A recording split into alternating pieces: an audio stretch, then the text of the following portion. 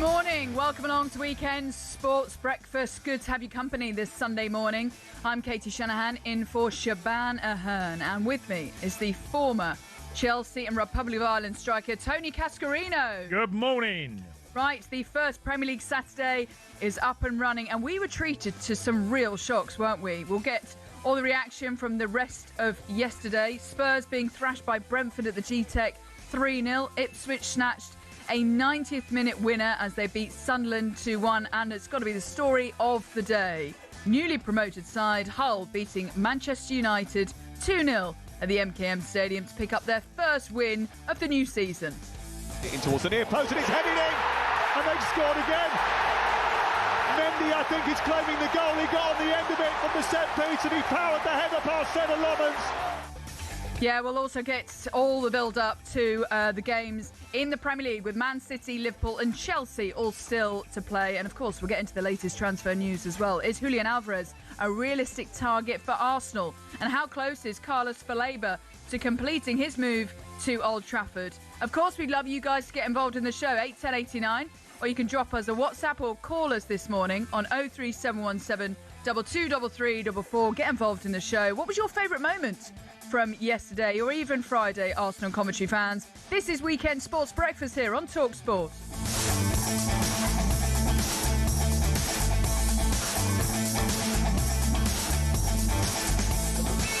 So, Cash, you went off to Millwall yesterday. How was it? They were great. They were great. And Norwich were like Tottenham. And Brentford. You called that well, by the way. Brentford were like Millwall. Millwall were physical, dominant, hungry, desire, won the ball, created problems for Norwich. Norwich was second best all day. And absolute dominant performance, and fair play to Alex Neil. But the theme of the day, I mean, I can't believe, honestly, Katie, some of the stuff I witnessed yesterday, I can't believe I witnessed. What was the highlight for you then? Well, there was a load. There was a load. I'm watching Brentford take on. I know we're going to talk about that a bit later, Brentford Spurs, but Manchester United catching up with that later in the day.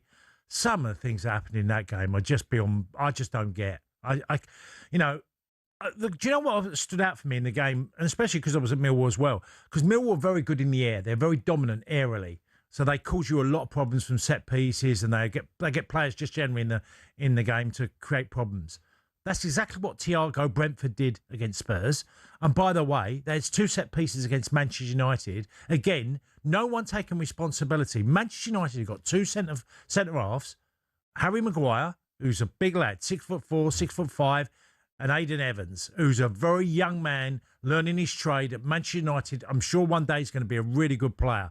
But you're up against Ollie McBurney, right, who couldn't get in the Scotland squad, who's a typical... I say he's more than a journeyman footballer. He's actually done really. I watched a lot of him at Sheffield United, and he was Sheffield United were a better team when he was in it, and Hull were a better team when he's there. Yes, he caused havoc. I mean, the first goal where he's at the far post and he comes sliding. He's unlucky not to score, by the way, McBurney yesterday. Yeah. And I'm watching it and I'm thinking, how can you not defend these situations when you've got two centre halves? The problem is Manchester United don't have any aerial threat at the other end as well. I'm thinking Cunha's not an aerial threat. Yeah. Anything goes in the box. No, and Mbeumo was probably the most liveliest of their strikers yesterday. But in terms of aerial threat. Oh yeah, absolutely. You look at Fernandes is not an aerial threat. Yeah. You could go through quite a number of players, but I could make the same accusation with Tottenham. Yeah. Unbelievable yesterday. Another big story that we are going to be asking you this morning. What's your team's best ever opening results? Because, I mean, Hull City had a brilliant day, didn't they, against Manchester United? Massive congratulations, and probably lots of very happy Hull City fans this morning. So text us 81089, or you can give me and Cass a call on 03717 223344. And what is your team's best ever opening day result? And Hull City fans, feel free to text in. And boy, we have missed the drama of the Premier League, and we were treated to so much yesterday, and it is well and truly back. Here's how the Premier League sounded across the talkSPORT network. Going to be Slater to hit it in towards the near post, and it's headed in, and they've scored again.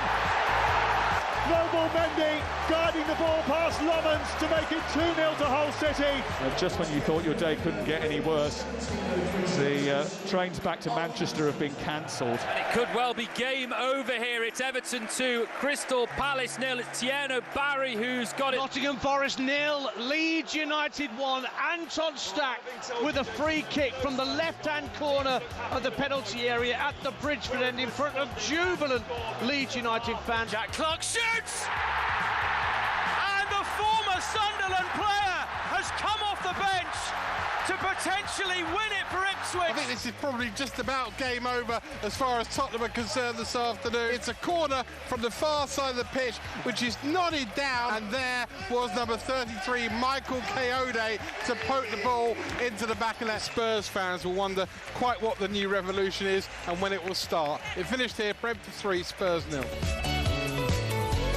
Yeah, Brentford thumping Spurs 3-0. Cash, you called it yesterday that was always going to be a tricky one for Spurs. Everton beating Crystal Palace 2-0. Ipswich snatching a late winner against Sunderland 2-1. Saw Alan Brazil there at Portman Road. He was enjoying it with the family. Good for Alan. And then Nottingham Forest losing to Leeds, also with another late winner for Daniel Farker to get their campaign up and running. And of course, our lunchtime exclusive was newly promoted side Hull City beating Manchester United 2-0 at the MKM Stadium to earn a really well-deserved 3 points. 2 set pieces were United's undoing, with defender Semi Ajayi giving the Tigers the lead. That was after 17 minutes. And fellow defender and club record signing Noble Mendy scored on his debut around 38 minutes to wrap up the scoring. And after the game, Manchester United boss Michael Carrick told talkSPORT what was the most frustrating thing about yesterday's defeat.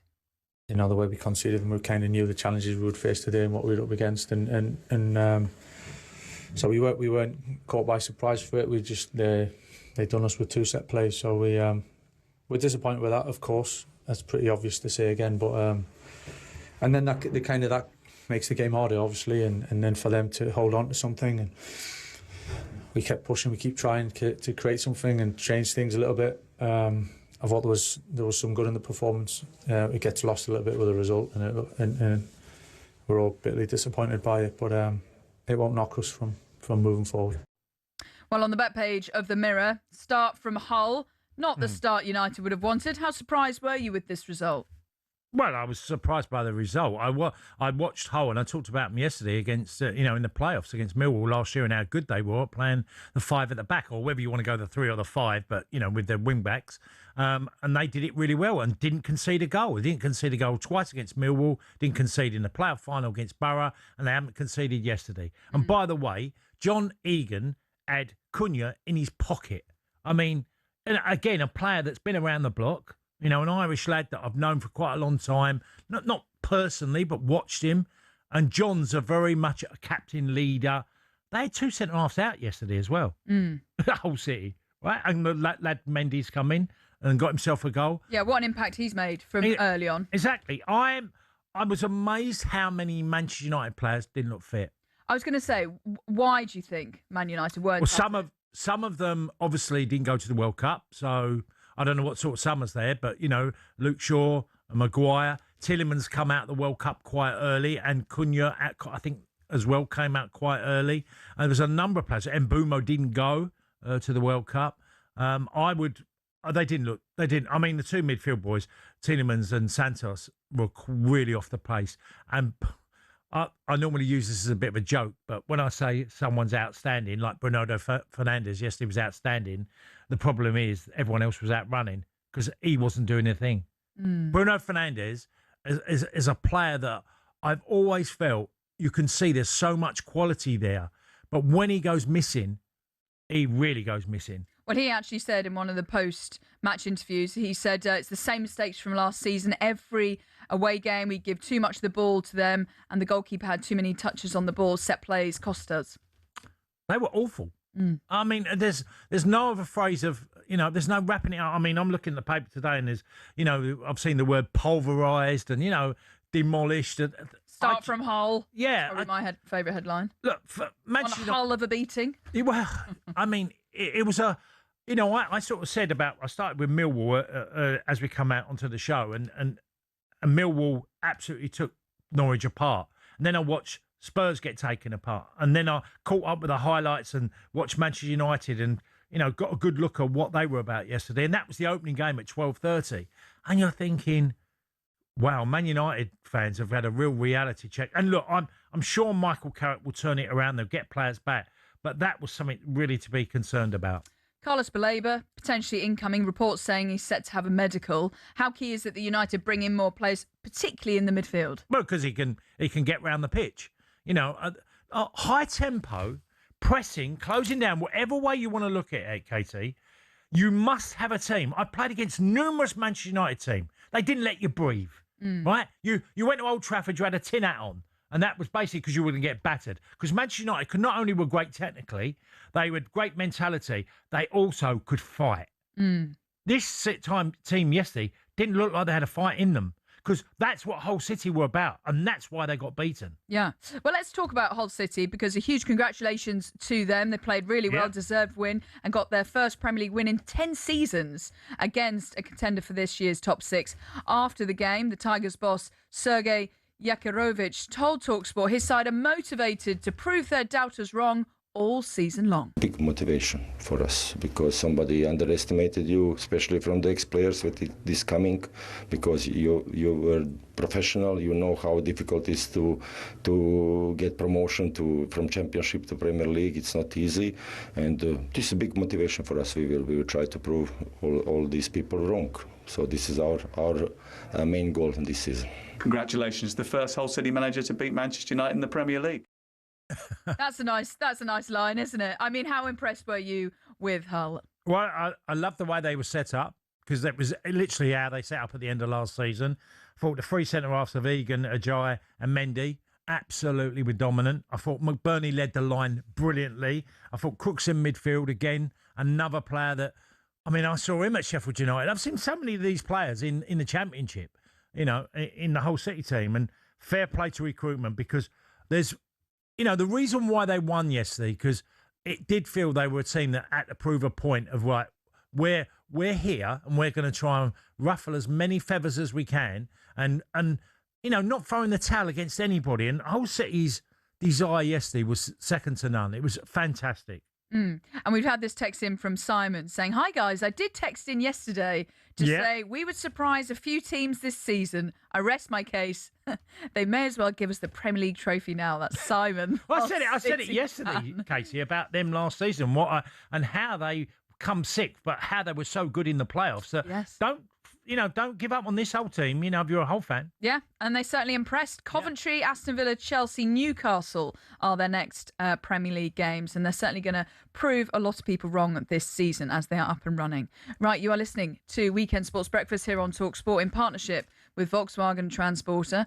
Volkswagen's 5+ promise is included when you purchase a selected vehicle. T's and C's and exclusions apply. Right, loads more Premier League chat to come, including we'll be hearing from a Newcastle legend who will join us to preview their trip to Cass's beloved Liverpool. Good morning.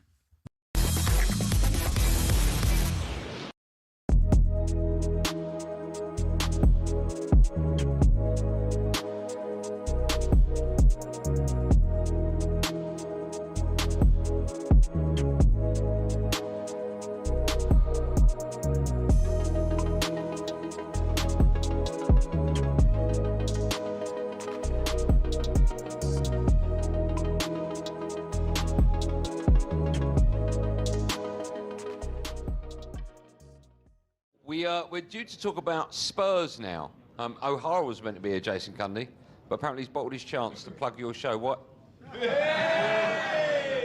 If you're not watching but listening, you've put on a Jamie O'Hara mask.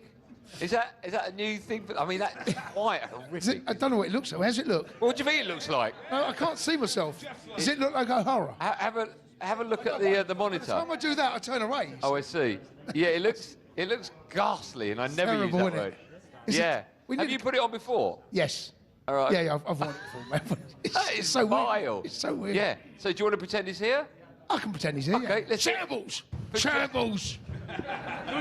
Why is he not here? I heard he stormed out the studio again yesterday. Last night, honestly. Soon it's going to be more of a shock if he stays. I talk about Spurs. Take the mask off, for God's sake. Yeah. Honestly, when we talk... Put it back, put it back. Put it on. I love getting into him about Spurs. It's so much fun. It's so much fun. And he was saying if they buy Savinho and Mamouche, they're guaranteed top 4, top 2. And I'm like, come on, mate, come on. The Ange mask will come out, and it just grew legs and arms. The thing, and it just exploded. You got many more masks? No, yeah, we've got Benty mask. Have you? No, we don't. No. Don't wear him in a bank. Do you know what happened though? Here's what happened with the Ange mask. We bought it last season when he took over at Forest, and we ordered it from I think South America. By the time the mask turned up, he'd been sacked.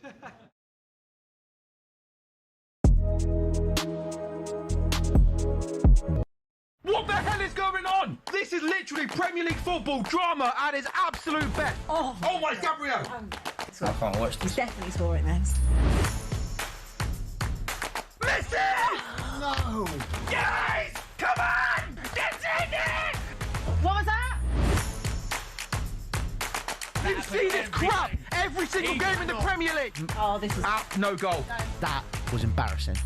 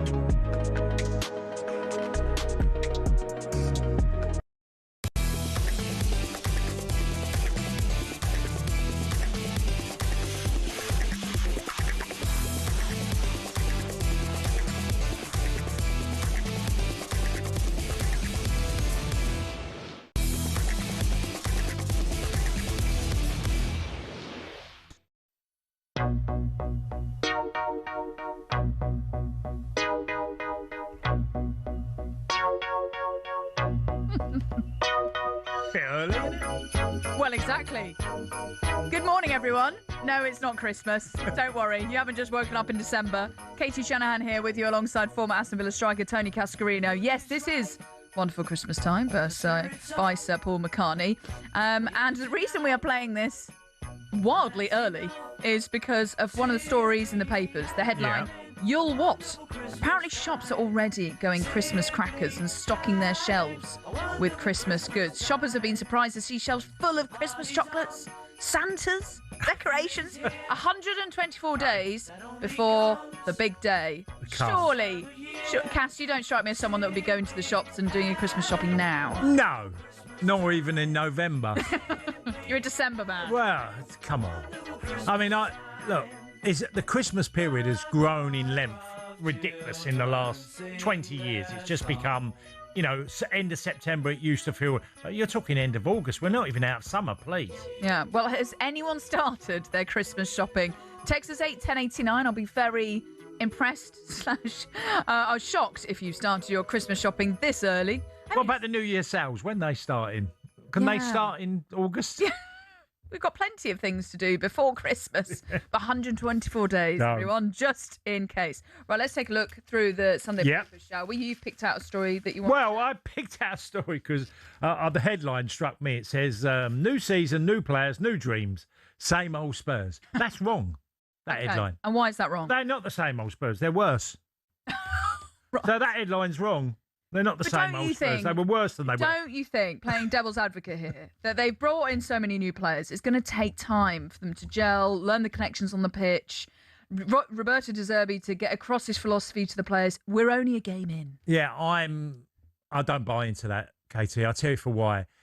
You know what you're going to get yesterday. You're going to get a physical team that are good technically as well. They're going to run you. They're going to fight you in header balls. Look at the Spurs team that was selected. Half of them can't head the ball. And you're playing against a team that are really dominant at set pieces.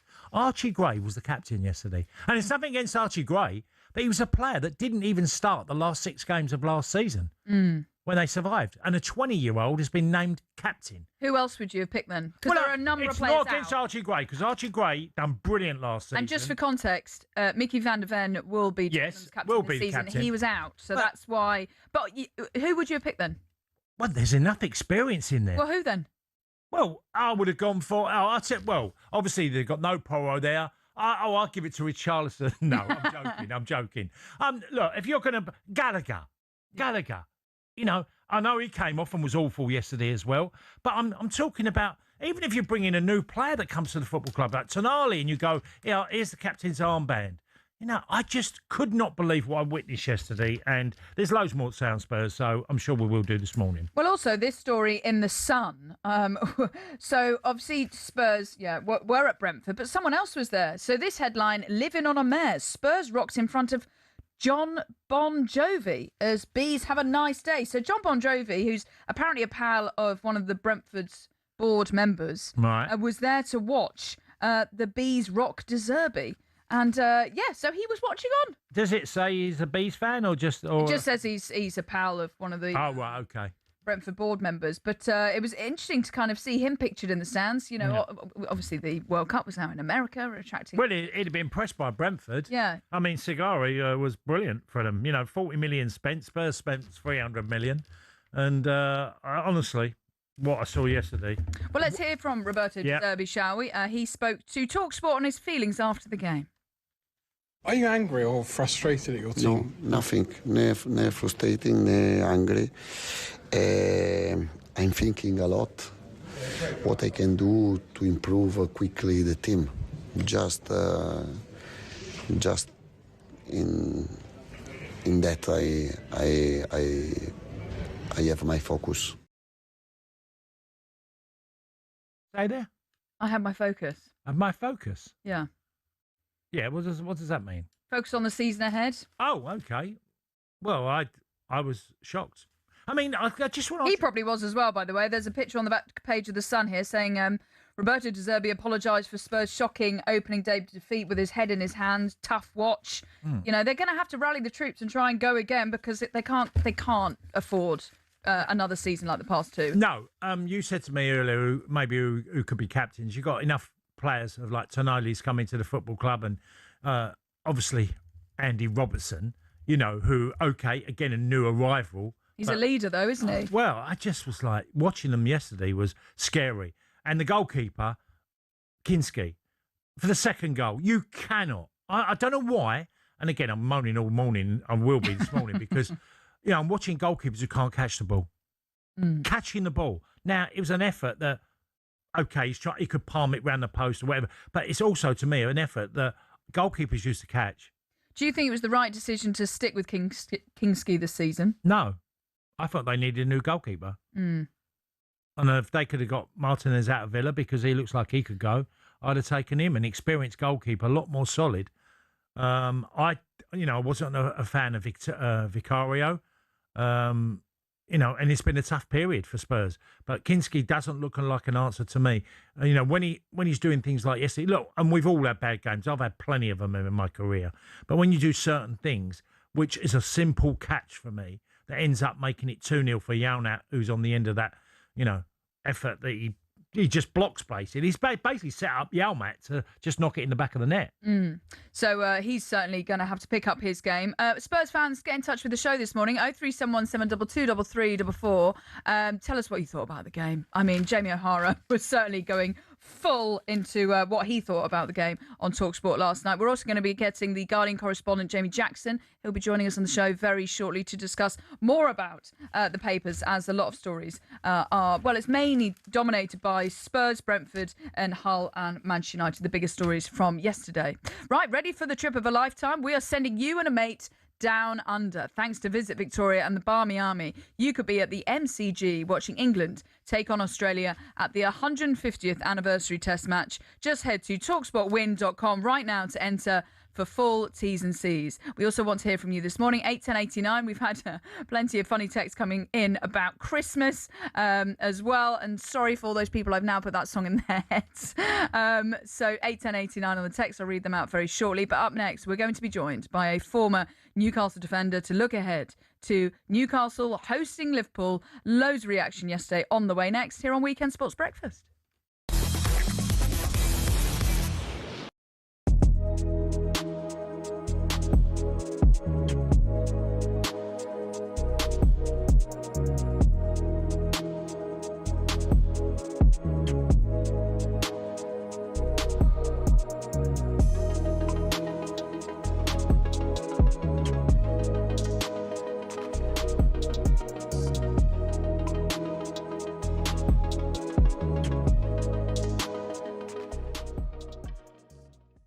Finished 9th. Yep. You come on talkSPORT and said that Chelsea are going to win the league. Yep. Who's the idiot? We've got a manager that knows how to win a league. No. Who's the idiot? Won the Bundesliga. I don't care. Who's the idiot?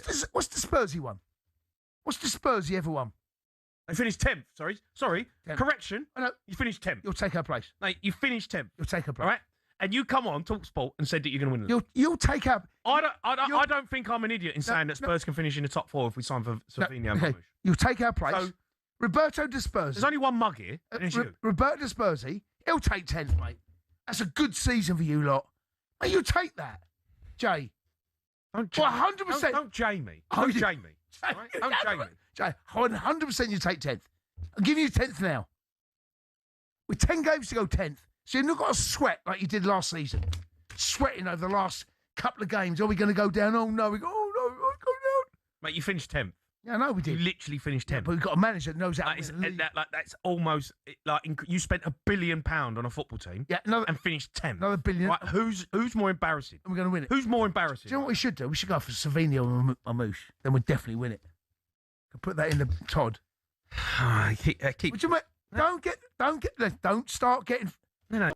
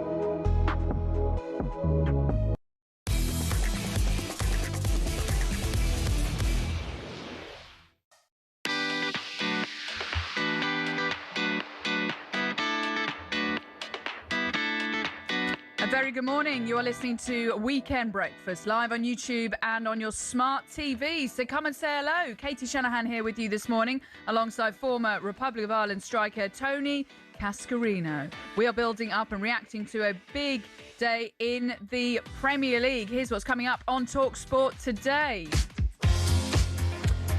At 9 a.m, it's Sunday edition with Sean Custis and Henry Winter. They'll be here very shortly. 11 a.m. is the warm-up with Max Rushton and Barry Glendenning.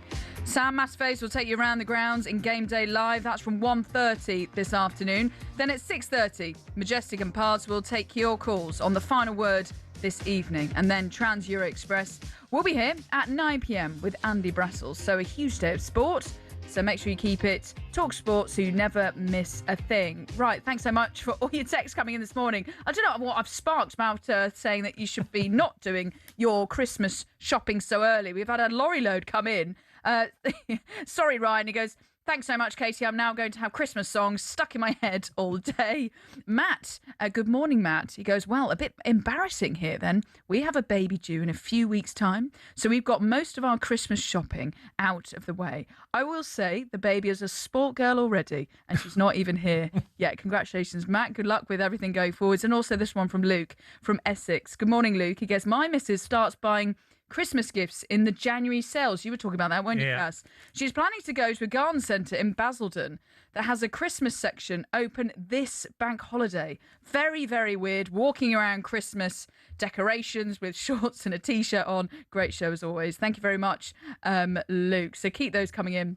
81089. Right, now it's time for something very special. We're going to head up north to St James's Park as Newcastle have had a tough time this summer, losing key players in Bruno Guimaraes, Sando Tonali, Anthony Gordon, and of course, long-time serving manager in Eddie Howe. They take on a Liverpool side under new management. The Reds will be motivated to amend what was a poor season last campaign to their standards last year. And their new head coach for Newcastle, Matthias Jaisler, has been speaking ahead of the game, and he says he cannot wait to get that campaign underway.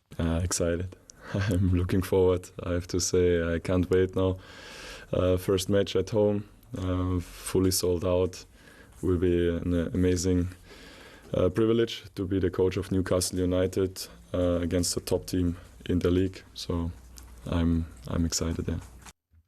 Well, I'm also really excited to say joining us on Weekend Sports Breakfast is former England and Newcastle defender Warren Barton. Good morning, Warren. How are you? Hi, Warren. I'm very well. Hi, Tone. Hi, Katie. Pleased to see you. How are you? Yeah, really good. Thank you. Now, Cass, last time me and Warren were together, it was in Vancouver at the World Cup. Lovely. So, Warren, how's your summer been and how excited are you ahead of Newcastle's Premier League season? A fantastic time covering the World Cup. It was a great tournament, lots of great games. The big stars showed up, and I had a couple of days rest and then straight back into it with MLS.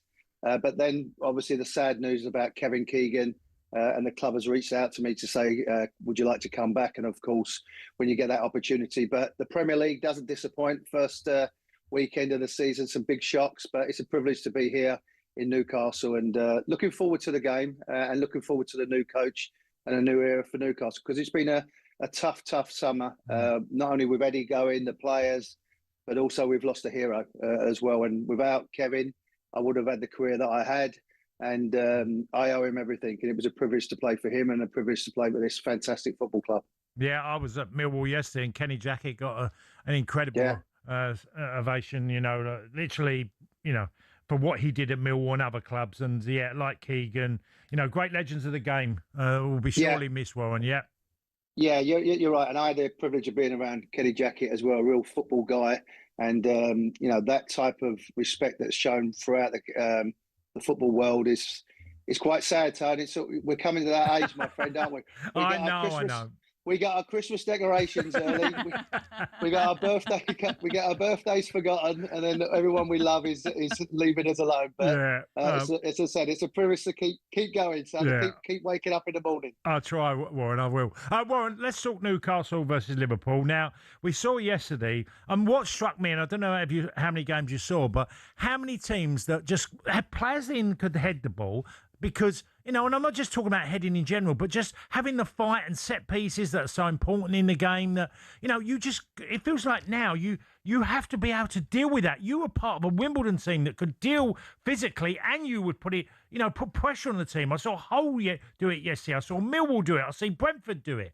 And can Newcastle have that same sort of feeling in their side, even though they've lost players? Yeah, I think one thing I know about people up in the northeast, and I'm really impressed with Matthias, the coach. I think he's very forward thinking. He's very aggressive. Similar in the sense of Eddie, that he wants to play on the front foot. He wants to put teams under pressure. A lot of young players. Ross Wilson has gone out there and got some really talented young players. I know they're only 18, 20. They don't know the Premier League, but they do understand what the Premier League is. It's a global brand and people watch it. And I think that's another part of the game now, that we can be aggressive in aerial battles. I mean, Tony, you would have had a field day playing in these defences now, where no one wants to head the ball, everyone wants to play out from the back. But I think it's changing. People have, it goes in cycles. Now, I think people are saying, well, we can go forward, we can hurt teams with one pass rather than 15 passes. And, my old Wimbledon team was about being physical, putting teams under pressure, and seeing how strong they was as characters, because we know we had 11, 12, 15 characters. And also your Millwall team wasn't bad either, when you had characters and leaders in there, where you test teams in other ways rather than just on a football field. Warren, what kind of reception do you think Alexander Isak's going to get today? Oh, Casey, not a very good one. The only saving grace for him, I think, a lot of emotion and a lot of feelings will be about Kevin Keegan. But once that overrides and the fans start understanding the game, because the game has sort of been second to Kevin Keegan and everything's been about Kevin, and rightly so, because without Kevin, Newcastle wouldn't be in the club they are now. In the early 90s, he had the foresight with Sir John Hall to bring players in, the likes of Rob Lee, Peter Beardsley. Then he added David Ginola, myself, Les Ferdinand, Shaka Hislop, Tino Asprilla. The list goes on and on and on. And he brought us all to this club. So then they remember that they've got a football game against a very good team, Liverpool. They're in a little bit of a transition with the new coach. And I think these fans can spur the players on and give them energy, because I don't think I'm going to experience anything like we're going to get today, with the atmosphere before the game, and then that roar and that anticipation when that first whistle goes, and the first 15, 20 minutes is going to be really a passionate affair for the players. And if they can thrive on that and go forward and put Liverpool under pressure, and Isak getting a lot of criticism and a lot of stick, that will add to it, because that's what the players need. They need to feed off the energy of the stadium. Warren, look, Newcastle have sold loads and loads of players, and they have done business. They have spent 150 odd million, but all players from all parts of Europe that very few of us will know too much about. I mean, I know the lad Alanji Bamba, who is a young 20-year-old from Monaco that hasn't hardly played any football. But is there any sort of hope around the signings that they've made, that it's a new, exciting period in some way for Newcastle? Yeah, Tony, I think I am excited. I'm excited about the coach. Eddie leaving was, maybe timing would have been a little bit more at the end of the season, because it did fade off towards the end, and there was a bit of criticism, and Eddie didn't deserve that. He's bought a trophy, got us in the Champions League twice, and maybe he felt the club was going as far as he could, and now a new beginning, new players, hungry players that are coming in. Torre's a good player as well from Hoffenheim. He's a player. Sean, the kid from Ajax, has looked really, really good. We do need to build. I'm not going to stay here. It's been ideal. But Gordon, getting the money you did for him, who wanted to leave 18 months ago. Tonali, who you stick by him for a year after his problems, he then wants to leave. You get over £1 million for him, which is a hell of a lot of money. The one that really hurts is Bruno Guimaraes, because he was our captain. He was our leader. 29. He's gone to Arsenal, and we've got good money for him. There's still time to build. I'm sure the owners will want to bring some money in and get some other players in. So there's still time. I'm optimistic, Tone. I think, I remember a wise man saying about Manchester United, you can't win anything with kids.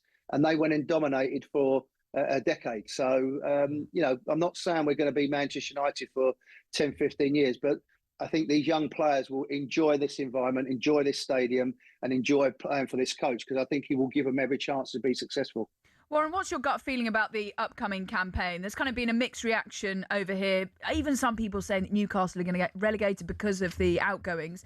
In terms of your expectations this season, where do you sit on this? Yeah, no, I'm being realistic, and I don't think they get relegated. And again, that would be motivation for me. If I'm in the changing room and I hear people saying that, 12th wasn't good enough last season, and not winning a trophy or getting back to where we want to get to, which is in the Champions League. I think if we end up in the top 8, top 7, we've had a good season and obviously a good cup run. Maybe the FA Cup would be something to look forward to. We haven't got European football. We haven't got anything to focus. And if anything's to go by yesterday's Premier League games, people's writing Hull off, Ipswich off, Brentford off, and look what they're doing, and they're having a good season. So I think if we can end up in the top half and have a good cup run, I think we've got every chance of being successful. And, it's that little bit of the unknown. But like I said, everyone up here will stick together, look after each other, and that can get you a long way in football sometimes. You sound like a Geordie, Warren.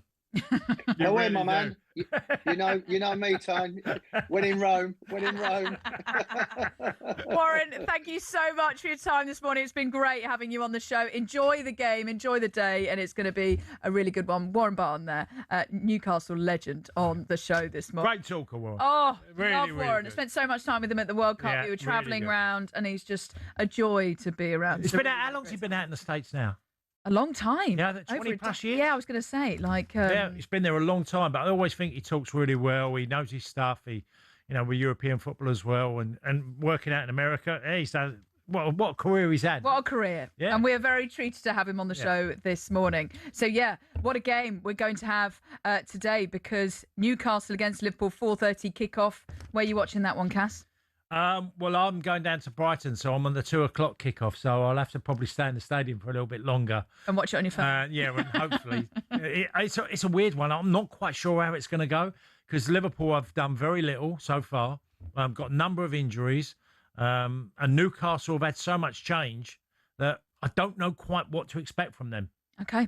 Well, just had this text here from Ash, the Newcastle fan, saying, "Morning, Katie and Cass. I'm fed up of hearing negative narrative around Newcastle. The new manager, like Warren was saying, he's feeling really positive around him, has a good track record of improving players and teams, and has fresh players to mould into his image. Plus, some experience still remains. Time to change the narrative." There we go, from Ash, the Newcastle fans. Well, if they can get off to a good start against Liverpool, they can maybe do what Hull kind of have done in terms of proving people wrong and kind of get off to a strong start. Right, you are listening to Weekend Sports Breakfast on talkSPORT in partnership with Volkswagen, with Volkswagen's 5 Plus promise. T's and C's and exclusions apply. Next up, we're going to do today's top 5 with Volkswagen Transporter.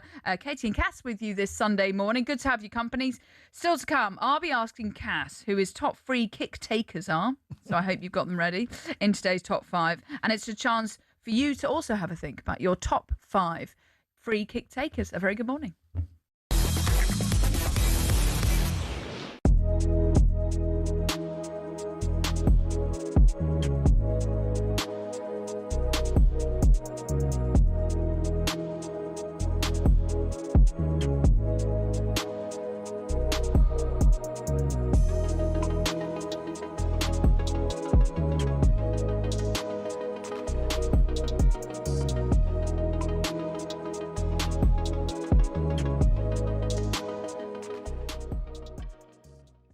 So this summer has gone from bad to worse for Villa. Unai Emery, Morgan Rogers and Yuri Tielemans already gone, of course. And now it looks like Konza, that's the big one, is on his way to the Arsenal. Now let's bring in another Gabby, who must be delighted. Gabby the Gunner, who has called us in 03717 22 3344. Gabby, a very good morning. Dry your eyes, Gab. I know it's hard to take, but Concer's made his mind up. There's plenty more fish in the sea. Dry your eyes, Gab. I know you want to make Concer see how much his pain hurts, but you've got to walk away now. It's over. Sorry, Gab. And Alan, welcome back, sir. Thanks, I'm mate. so pleased you've got a fit bill of health. Thank you. I'm so happy for you. No, I'm good, Gabby. Thank you very much, mate. I was missing this, so I'm back. Missing you. He's not missed you, was mate. Missing you, Alan. He ain't missed you, Gabby. Oh, he always misses me. It's you he doesn't miss, Gab. Well, Come on, can I bruv. ask you a question, Gab in though? Essex. You Go know, on, mate. spending what you spent again this summer, is the minimum Champions League and Premier League for Arsenal? Oh, Gab, listen, you've got always got. He'd make a I'm great asking politician, wouldn't he, Alan? He really would make I'm a asking great you. politician. Are you closer to winning the Champions League with these signings? I still think we're short of one exceptional striker. I think Osimhen, Alvarez, that's kind of the missing link. It could be enough with Solis and with the guys we've got.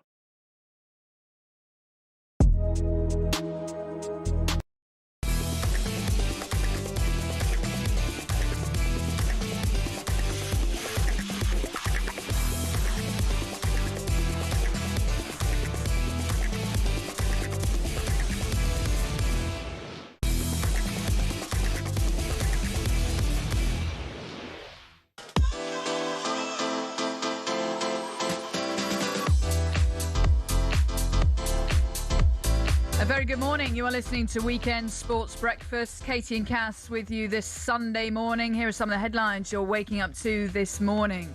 Jose Mourinho's first competitive match of his second spell as Real Madrid manager ended with a thrilling 90th minute winner from his side at Espanyol. McLaren's Lando Norris beat Mercedes' George Russell to pole position at the Dutch Grand Prix.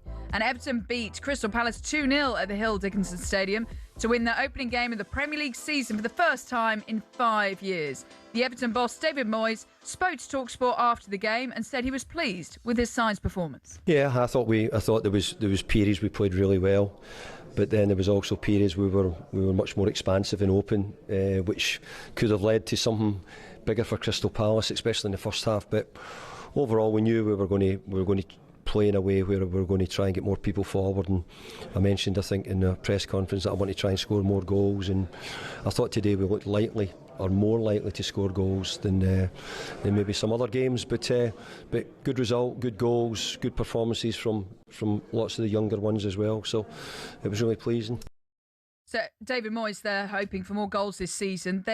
Last season they were kind of 15th in terms of goals scored. But I mean, talking of goals, Kiernan Drewsbury Hall, how good was that shot from him? Yeah, well, he's one thing. Look, why did David Moyes bring him to the football club?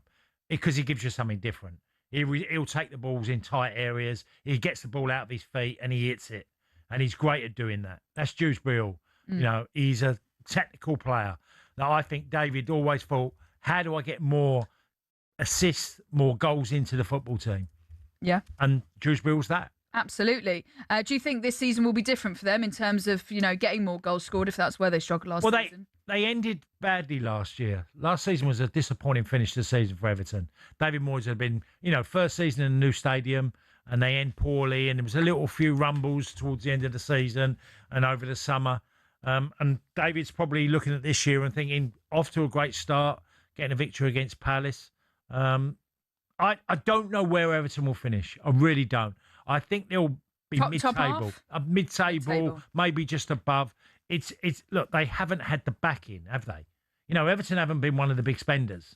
They've not gone off. They didn't get European football, so it totally affected them in what they could do in recruitment. So it's a big ask for David Moyes to get Everton to even close to being the top six. Because in my mind, I've always sort of put Everton in the top six club.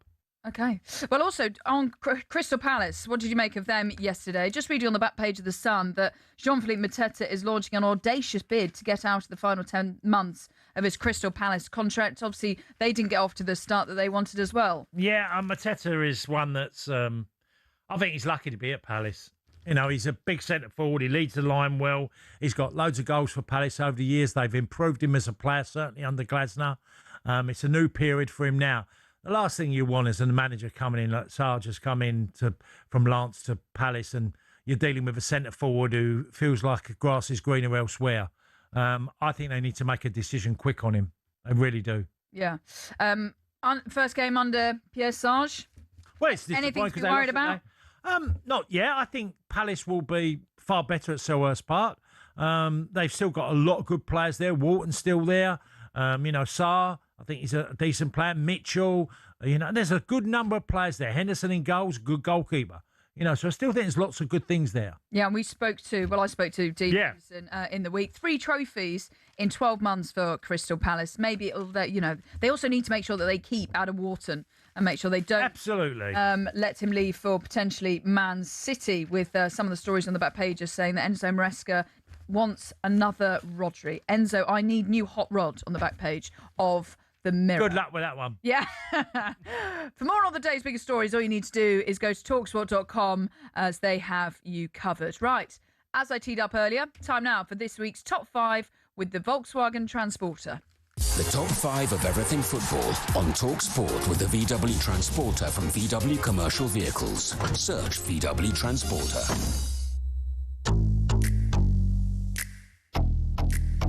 Okay, for this top 5, we have chosen our top 5 free kick takers. You ready for this, Cass? This comes after 2 fantastic free kicks from both Nilson Angula from Sunderland. That was in off the bar. Very nice. And then Anton Stack from Leeds, a late winner there to prove that they kind of snatched it late on from Nottingham Forest. And we will start our top 5 with this current Liverpool midfielder. Here we go. It is another Szoboszlai stunner. A free kick from 25 yards out that went over and just round the wall, but Vicario will not be happy with his part in it.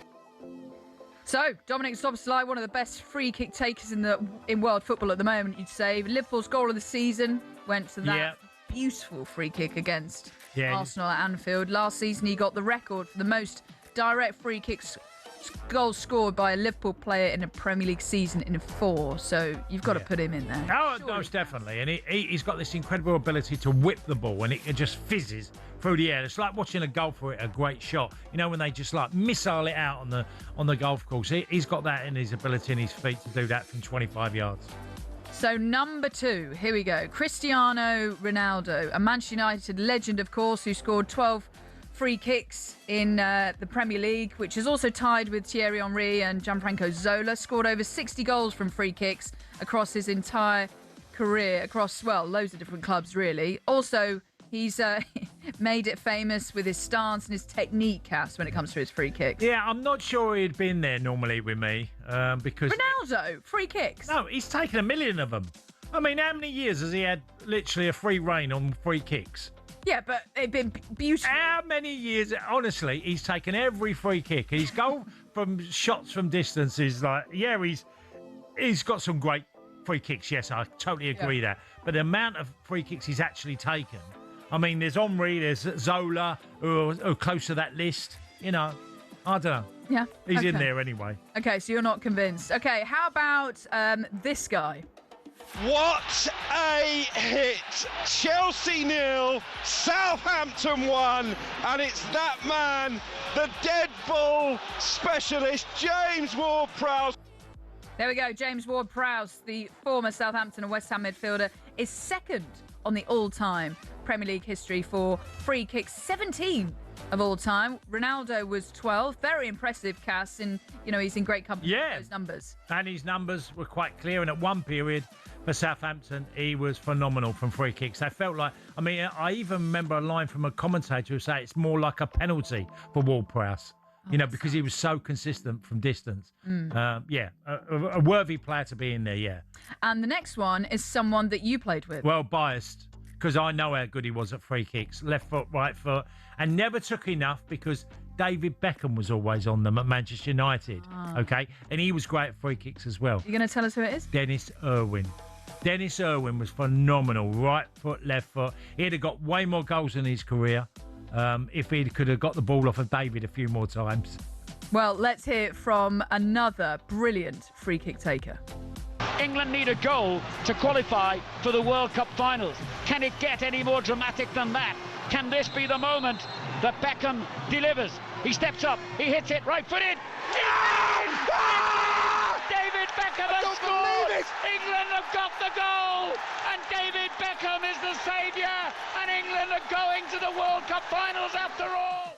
Oh, that still gives me goosebumps. Yeah. What an amazing moment for Kelsey, David Beckham. Yes. And I just talked about Dennis Irwin, but Beckham was a great free kick taker. 18 Premier League goals, the most of all times when it comes to free kicks, and just a joy to watch, and created so many amazing moments like that. Yeah, and it wasn't done with necessary pace, was it? It was done with, he whipped the ball again, and he had great accuracy, which he was really good at, David Beckham. So, absolutely, definitely the number one. We've had a text here. Good morning, Katie and Cass. Top 5 free kick takers: Ronaldo, Roberto Carlos, Gareth Bale. Oh, well, we're going worldwide.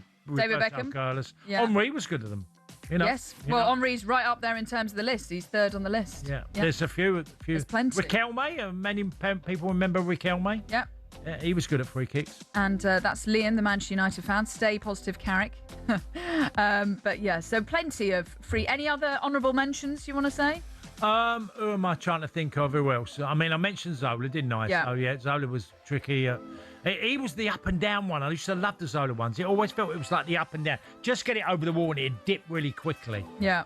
Yeah. There's plenty on this list that I'm reading, but let's put it out to the listeners, shall we? 81089, your favourite free kick takers of all time, and we've listed a couple of those there in terms of our top 5. That was thanks to Volkswagen Transporter. The top 5 of everything football on talkSPORT with the VW Transporter from VW Commercial Vehicles. Search VW Transporter. Okay, so 81089 on the text in terms of best free kicks. And we've also had plenty of texts about apparently people are going out and shopping for Christmas already. This is from Karen. Good morning, Karen. She goes, I'm afraid I've started Christmas shopping already. It's only because I have 7 grandchildren and 3 great-grandchildren. Love the show. Thank you very much, Karen. Fair play to you. I normally leave it quite late. So when do you do your food shopping then at Christmas? Well, yeah. Well, hopefully a little bit later. Otherwise, it'll be off. Yeah. Got to get in early with the turkey, though.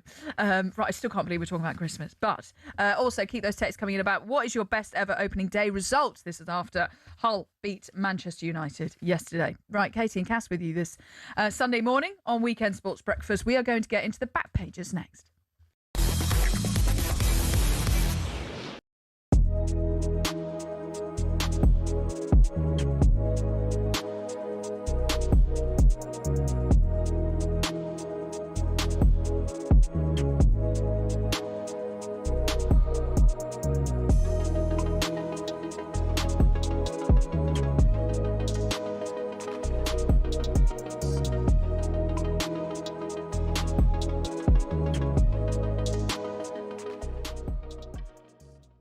And 2 weeks today, the transfer window closes. Would you anticipate much more business in terms of incomings between now and then? Well, you can see the league, how unpredictable the league is and the amount of things that can happen on a day. So it's better not to talk too much, be prepared, be open, and hopefully we can wrap up the transfer window in a really positive way. You were speaking before the Community Shield. You were asked about your long-term future and contract negotiations, and you said there's nothing to worry about, Arsenal fans. Do you see yourself as somebody who can do what the likes of Guardiola and Wenger and Ferguson did and stay at the club for many years and build a dynasty? I want to do what I'm capable of doing and what is the best for the club. And I feel very, very happy and grateful to be sitting where I am with the people that I work with every single day. And my ambition is to continue this way. Was it strange at Cardiff on Sunday that you weren't facing Pep Guardiola in the dugout, given that rivalry that's developed and obviously your relationship with him? It was different. Obviously, I know Enzo really well, but obviously the relationship that I built with Pep when we worked with each other, and then, yeah, the amount of headaches and sweats that he has provided to me over the last 6-7 years to try to catch up to the level and the standards that they set in the league has been an absolute inspiration. I think he's left a benchmark and a mark in this league that it will be history forever, and he made us, I think, all of us better. Have you had many conversations with him? When you think about famous F1 circuits, the likes of Silverstone, Monza, Monaco come to mind. One of these is not like the others though. Monaco is just one of a number of street circuits on the calendar, and that number's only set to rise. There's a clear difference between a traditional circuit and a street circuit. One is a purpose-built facility on private land, the other is, as it sounds, a race through the streets of a major city. Monaco is the famous example, twisting and turning through the streets of the Principality with iconic backgrounds and, let's be honest, not a lot of overtaking. But from 2026, there'll be a record 10 street circuits on the calendar. It proves that cash remains king. Each track promoter gives F1 between $20 and $60 million just for the rights to host an F1 race. And when Saudi Arabia pays upwards of $100 million, you can see why it's an attractive prospect for the sport. But is it all positive? Well, the drivers aren't that bothered. If you ask a majority of them, they'll tell you historic circuits at Silverstone, Spa, Monza, Zandvoort, they're the favourites. For the sports organisers, though, it kind of makes sense. In 2025, Monaco had a record 2.3 million strong viewership in the US alone. Meanwhile, for the British Grand Prix several weeks later, 1.5 million tuned in. So while these races may not be rip-roaring, all-out action, thrill rides we want as race fans, people are tuning in even more, and bosses can demand even more cash.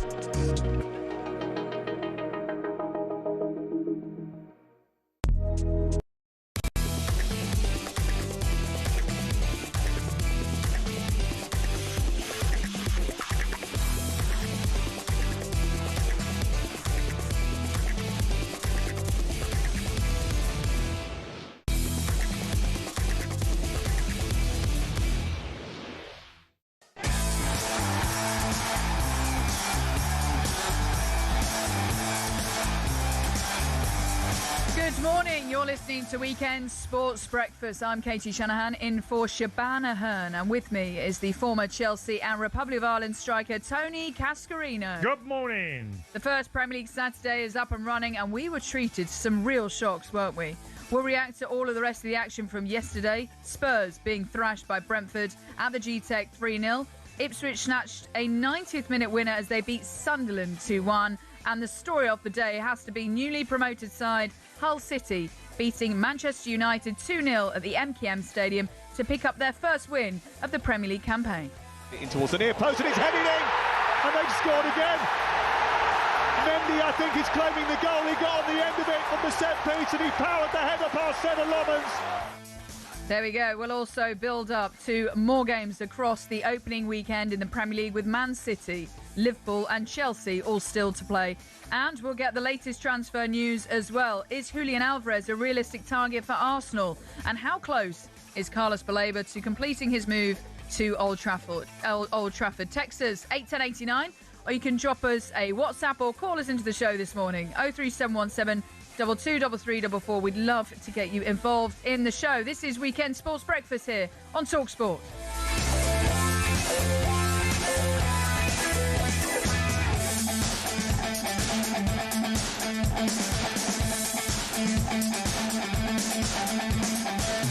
Okay, we've had so many texts about the best free kick takers, so we'll read those out very shortly. But we're going to delve into the back pages first up, because loads of great stuff to get into over the opening weekend of the Premier League. I'm very happy to say joining us now is Manchester correspondent for The Guardian, Jamie Jackson. Good morning, Jamie. Hi, Jamie. Good morning, good morning. You there? You awake? Are you still worried about Manchester United, Jamie? Well, thankfully, I'm not actually a fan of Manchester United, but they are all over with Spurs, the back pages. So a classic headline, one Hull of a beating, which is in the Mail news season, no problems. And yeah, I mean, I'm at the City game later today, so I watched United on TV, and I could not believe yet again that they'd have the sort of similar opening day or opening sort of weekend shocking performance. I mean, it really was terrible. I was in Dublin last week or 2 weeks ago now at their training camp, saw the Leeds game. they won on penalties. They weren't amazing. They weren't bad. But you looked at that yesterday, and Michael Carrick afterwards sort of says, "Oh, there were some positives, but that will get lost in the performance of the result." And you just think, really, Michael? You've had all pre-season, essentially. I know a lot of teams or clubs have had players coming back late at the World Cup, because of the World Cup, sorry. But that means everyone's kind of on a similar playing field. So, just not very good, really. It's just, where do they go from here? They've got Ipswich Town at home. Jamie, if we simplify it, does it really all it needs to, I say all because Hull were terrific at doing it, but closing down, hard work, being dominant, getting balls into the box from all different areas, being good aerially, is it as basic as that to beat Manchester United in the manner they did? Well, it looks like it. I mean, how about that sort of new midfield axis, Tony? Tielemans and Santos, they were anonymous. I mean, they are, though, so far, the two major signings. And I have to say, at the time, Tielemans, good player, captain of Belgium, don't get me wrong, but he's 29. He's been a professional footballer for nearly half of his adult life. That's 13 years. No one else came in for him with this release clause from Villa. That was a little bit. Listen, it's only one performance I get. Really a sniff of Chelsea's first team in proper game. Jamie, we're really struggling with the line there. I think we're going to try and get Jamie back maybe on a more secure line. But other stories rolling around on the back pages. We've spoken about it briefly, and Jean-Philippe Mateta is launching an audacious bid to get out of the final 10 months of his Crystal Palace contract. We've got this story we kind of touched on earlier, Cass, with Enzo Maresca on the back page of the Mirror saying that he wants to find a new Rodri. So they brought in Elliot Anderson, 116 million. But do you think they'll ever find a Rodri? Surely he's irreplaceable. Obviously, we're talking a supreme high level for replacing Rodri. I mean, look, you can't always find a player, but whether he will walk into the door and be as good as Rodri straight away is another thing. So it's a tough one. Replacing Rodri is going to prove difficult, but then it's going to prove difficult one day replacing Haaland for Man City. That's always part of the problems for football clubs. You have to replace great players that you've got. Do you see Enzo Fernandez going to City? I think it's very likely, yes, because Enzo quite clearly had a relationship with Fernandez, with Maresca, and a very good one, I'm led to believe, at Chelsea, and I wouldn't be surprised. He's not the same type of player as Rodri at all, for me. You'd like to think that Elliot Anderson would play that role that Rodri did, because, he was very good at that, winning the ball, keeping it, doing the simple ABCs of football. He was great at that, Elliot Anderson. There's this other story on the front page of the Mirror about the headline, football exclusive, Trent, my heartache, Liverpool abuse and threats cross the line, absolutely gutted at England World Cup snub. So he's basically spoken about the online abuse he received after leaving Liverpool for Real Madrid last summer, and also how after being left out of the England World Cup squad, saying absolutely gutted to be left out of the World Cup squad, adding, I'd made no plans for my summer because I hoped I'd be in the squad. What do you make of this interview that he's kind of done this now? He's obviously at Real Madrid. He's left some time before speaking. Well, I mean, I'm not a fan of social media and people going so crazy about players that have represented your club and done brilliant for you, because Trent did. I mean, fans are always very happy if a player leaves that hasn't done so well. The idea is, get rid of him, he's useless and all this. But when someone who's really good leaves your football club, you then get angry and you make vile comments, and I think it's a little bit unfair. Yeah. Well, I can say we can go back to Jamie Jackson, Manchester correspondent for The Guardian. Jamie, I believe we've got you back on a more secure line. We're just talking about the story about Trent Alexander-Arnold with the World Cup snub and the abuse that he received for Liverpool. What have you kind of made of this story on the front page of the Mirror? Yeah, I mean, I just heard what Tony said then. Listen, I think no one would want to stop anyone, evolving, sort of moving on in life. And Trent Alexander-Arnold, if Real Madrid come for you, who's going to say no? Including, I'm guessing, sort of the inverted commas, the people who sort of troll him online. So it's really out of order, that. I mean, the other thing is, he's a beautiful footballer and a very nice person. So yeah, this story on the front of the Mirror, I think, I'm actually happy that it is a front page story because he gets to have his say that actually, this is unfair. And the thing about this is, to a less greater degree, we all suffer this kind of, vitriolic, out of order abuse online. So he's not just talking about his own situation, of course. This is something universal, which we can all relate to. So in a way, he's sort of a bit of a sort of, voice box for online abuse. I mean, with regard to the World Cup stuff, I don't know if you two sort of just mentioned it while I was off there, but I still cannot believe Thomas Tuchel, didn't take it. But then having said that, considering what happened in the semi-final, where I'm going to be honest, I think he bottled it, Tuchel. I'm not that surprised looking back, but yeah, I always put him in our sort of top, I don't know, 3 footballers. I mean, the guy is such an amazing player. And so, yeah, here he is on the front page of the Mirror basically saying it hurts him. And, as I think he says in the piece, he gets that he's going to get some abuse when he goes back to the gate, to Anfield, in terms of, sort of playful banter. That's fair enough. No one minds that. That's part of why we love football. But when it gets nasty and personal, I just don't think people should be allowed, to go online. I don't know how you sort of police that. Well, so, yeah, I mean, that's kind of what this story is about. Jamie, I just add on that, today at Newcastle, they're going to honour Kevin Keegan. Now, if you go back to the 70s when Kevin left Liverpool to go to Hamburg, and OK, social media wasn't about then, imagine the stick that he would have got, and I sort of feel like he's a Liverpool legend as well. Liverpool, Newcastle legend. And Trent, to me, I'm a Liverpool fan. I will always applaud Trent because he's brilliant. Playing the level he did for Liverpool, I was happy that he represented the football club I support. And yes, he's moved on. Players move on. Just get over it. No, I completely hear you, Tony, but you're a very nice human being, and it's a shame there's not a lot more people like that. No, but it's true.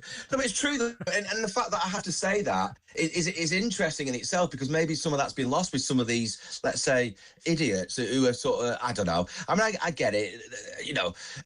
You can be unhappy that a player moves on. But to a certain extent, isn't that a compliment as well to your football club if this player's been so good and starred and, sort of helped win big trophies that Real Madrid, again, I understand that if you're a Liverpool fan, you see yourself, if not better than Real Madrid, but as on the same level. I get that. That's fair enough. But, you don't cross a line. Otherwise, you just sort of lose the argument, really. You just become a silly sort of entity who isn't really worth bothering with. But to go back to Trent, he's a human being, We all are. Having watched the Pep Guardiola documentary, I'll just say very quickly recently, you realise how all these players, people like Kevin De Bruyne, who broke down in tears, they are human beings. And the problem with the online abuse is people sort of reduce, human beings, football players in this particular case, to sort of, they're not human. And that's unfair and wrong.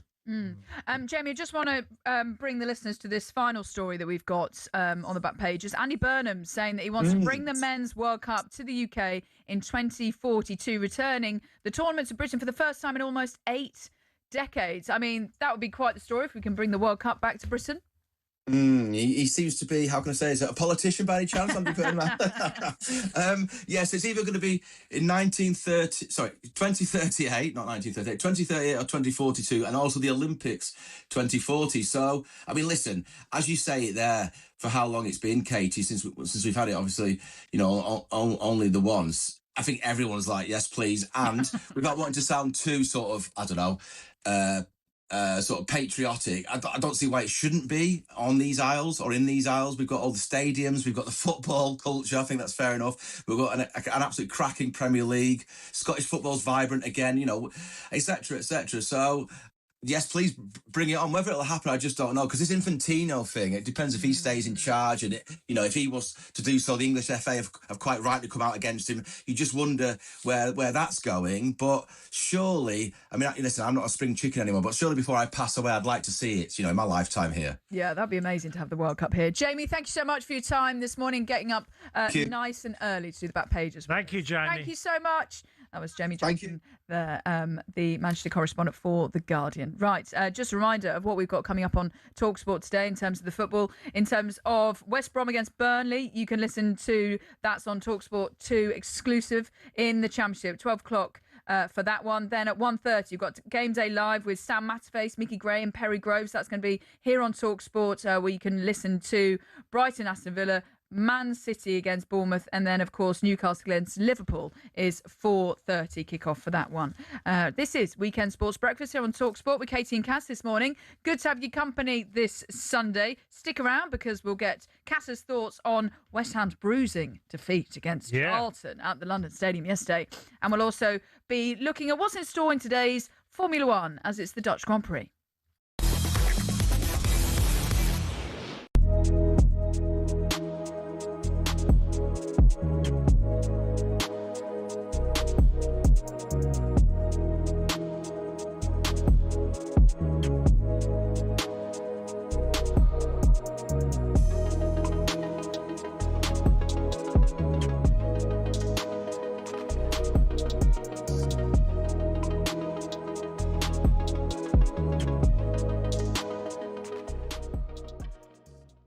Spurs fans will be on salty crook. You're still bitter from the Europa League final. I just think they've overspent Tottenham. I think they've gone a bit mad in the market. Talking of which, hello, Kate. Hello, guys. Hello, Kate. Oh, we've missed you, Kate. How are you? I'm good. How are you? Good to speak to you, Sam. Nice to speak to you. What about me and Crookie, Kate?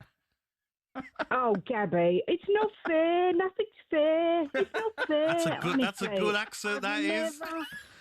I have never heard in all my years of being a Tottenham fan such salty, crying, pathetic whining from Villa fans as I have at this moment.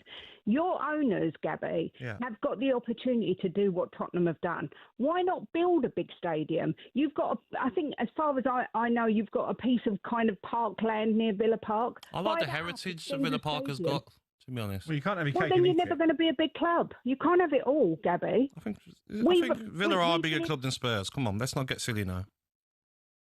I'm just laughing at you. You're so funny. We finished 17th and we made 187 million more revenue overall than you in 24-25. That's because Beyonce loves to come to the Spurs Stadium for gigs. Yeah, but it doesn't matter how you make the money. It's about making the money. I love Beyonce to come to Villa Park. Aston Villa, by the way, did a load of concerts to try and raise revenue themselves. They did that, actually, over the course of the last couple of years, which is great for them. I agree. But they do need to invest in the infrastructure around Of Villa course. Park, which is going to take they time. do. Do you have to just understand that that is going to be the case?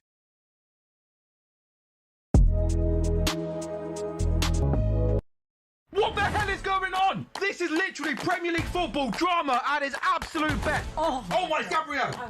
I can't watch this. Definitely saw it, man. Messi! No! Yes! Come on! Get in it! What was that? You see this crap every single game in the Premier League. Oh, this is... No goal. That was embarrassing.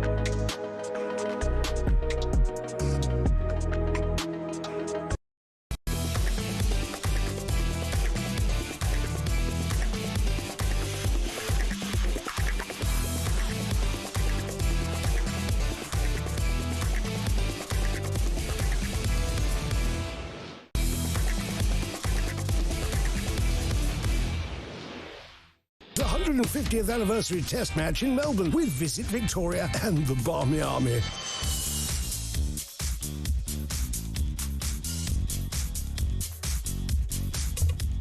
A very good morning. You are listening to Weekend Breakfast now, and we've got plenty coming up. I've just been looking through lots of the texts that have been coming through this morning. So many free kicks. I mean, we've got to mention Shanahan, who's probably the greatest free kick taker of all time. Well, we did start with Premier League, and now we've gone worldwide. Yeah. So, yes, of course. We've got well done to Adam, the Manchester United fan, saying Juninho from Lyon, hands down the best free kick taker of all time. The knuckleball he was famous for. Yes. And also, I checked because I wasn't sure how many he scored.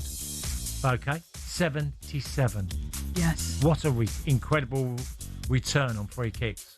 A lot. So easily number one, I would imagine. Yes. Katie and Cass with you this Sunday morning. Good to have your company. Are you ready for the trip of a lifetime? We are sending you and a mate down under.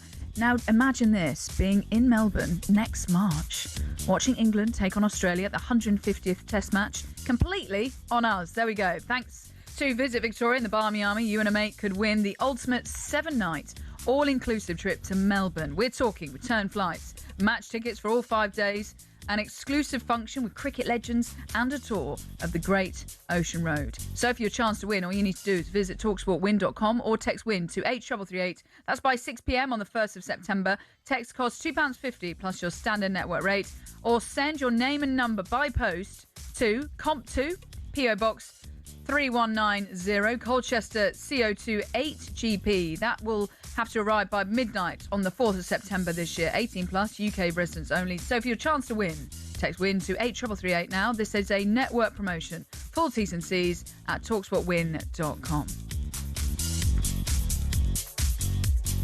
Now, very quickly, Cass, we've got to get your thoughts on Leicester City yesterday. They were booed off at the King Power Stadium after a 2-1 home defeat to Burton Albion, down in League One, remember? Yeah. I also saw Oliver Skipp sent off for a straight red card after a bad foul 30 minutes in. Early days, but not a great start for Russell Martin and Leicester City. No, and look, Russell's had a really hard time of it, in recent years. We're trying to, with his end of his time at Southampton, Glasgow Rangers, and now he's gone to Leicester.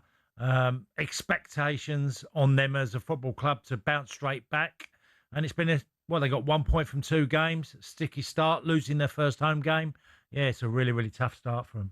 We'll get your thoughts on West Ham very shortly, but we're going to go and focus a little bit now on Formula One, because Lando Norris will lead the field from pole position for the final Dutch Grand Prix ahead of Mercedes' George Russell. McLaren comes into the race aiming for a 4th consecutive victory at the track following Norris's win in 2024 and Oscar Piastri's win, that was in 2025.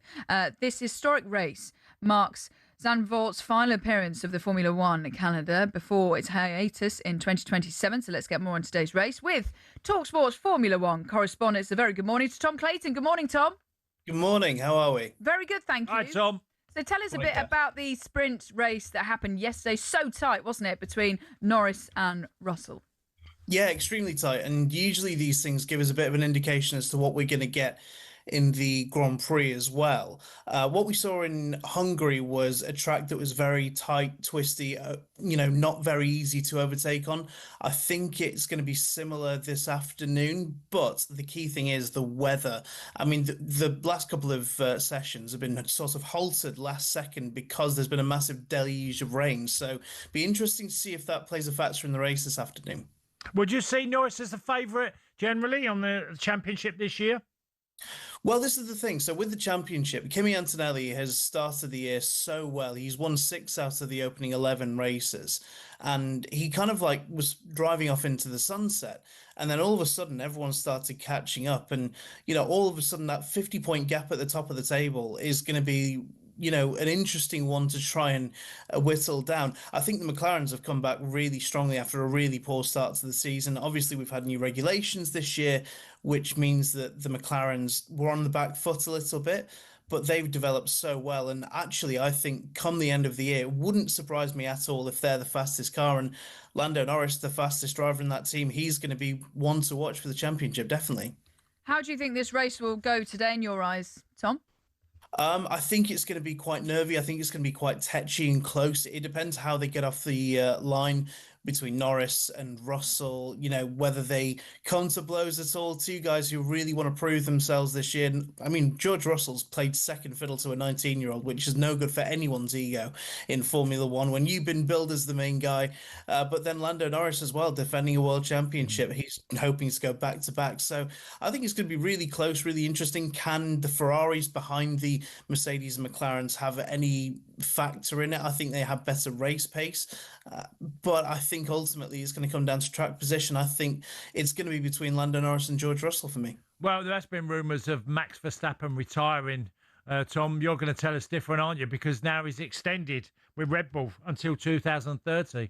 He has. And what's really interesting is the fact that he's actually said he's been really encouraged by the direction of travel by Formula One, which is a complete antithesis to anything he said for the last 2 or 3 years, to be honest. He's really not been impressed with how Formula One's developed. But then all of a sudden he's come out, he signed this contract and said, yeah, I'm sold on the project. And I think this is going to be a long-term thing. And look, Formula One with Max Verstappen is better for it. And I think he's one of the modern day greats of the sport. And it would be a massive shame to have lost him. Tom, we're also asking people about their favourite moment from the Premier League weekend so far. I can imagine what yours was yesterday. I mean, Anton Stack's free kick against Nottingham Forest was wonderful, and Matt Sells and his biscuit wrist, shall we say? But no, I think overall the performance from Leeds yesterday was really good. The new signings were great, it was brilliant. I mean, in terms of favourite moments, you've got to enjoy the cheer from the Hull City fans as the announcement of trains being cancelled was announced to the Man United fans. There's just a part of me that just thinks, yeah, that's proper housery. I love that sort of thing. Tom, great to have you on the show this morning. Excellent stuff. Thank you so much. That was talkSPORT's Formula One correspondent Tom Clayton there. Looking ahead to the Dutch Grand Prix, of course, we'll bring you up to date with all of that, which gets underway from 2:00 this afternoon. Right, that was good from Leeds yesterday, wasn't it? Yeah, but a good result. To be fair, I thought Forest were really good in periods of the game and could have easily taken the lead. So, yeah, but a great result for Leeds United. Okay, up next, we're going to be talking about Ipswich, their late victory against Sunderland. But this morning, you are listening to Weekend Sports Breakfast in partnership with Volkswagen Transporter. Volkswagen's 5+ promise is included when you purchase a selected vehicle. T's and C's and exclusions apply. Katie and Cass with you this Sunday morning. Hope you're having a lovely morning and getting ready for another big day of sport. Up next, we're going to get more Premier League reaction from yesterday and talk, as I just mentioned there, Ipswich, their late victory against Sunderland. Good morning.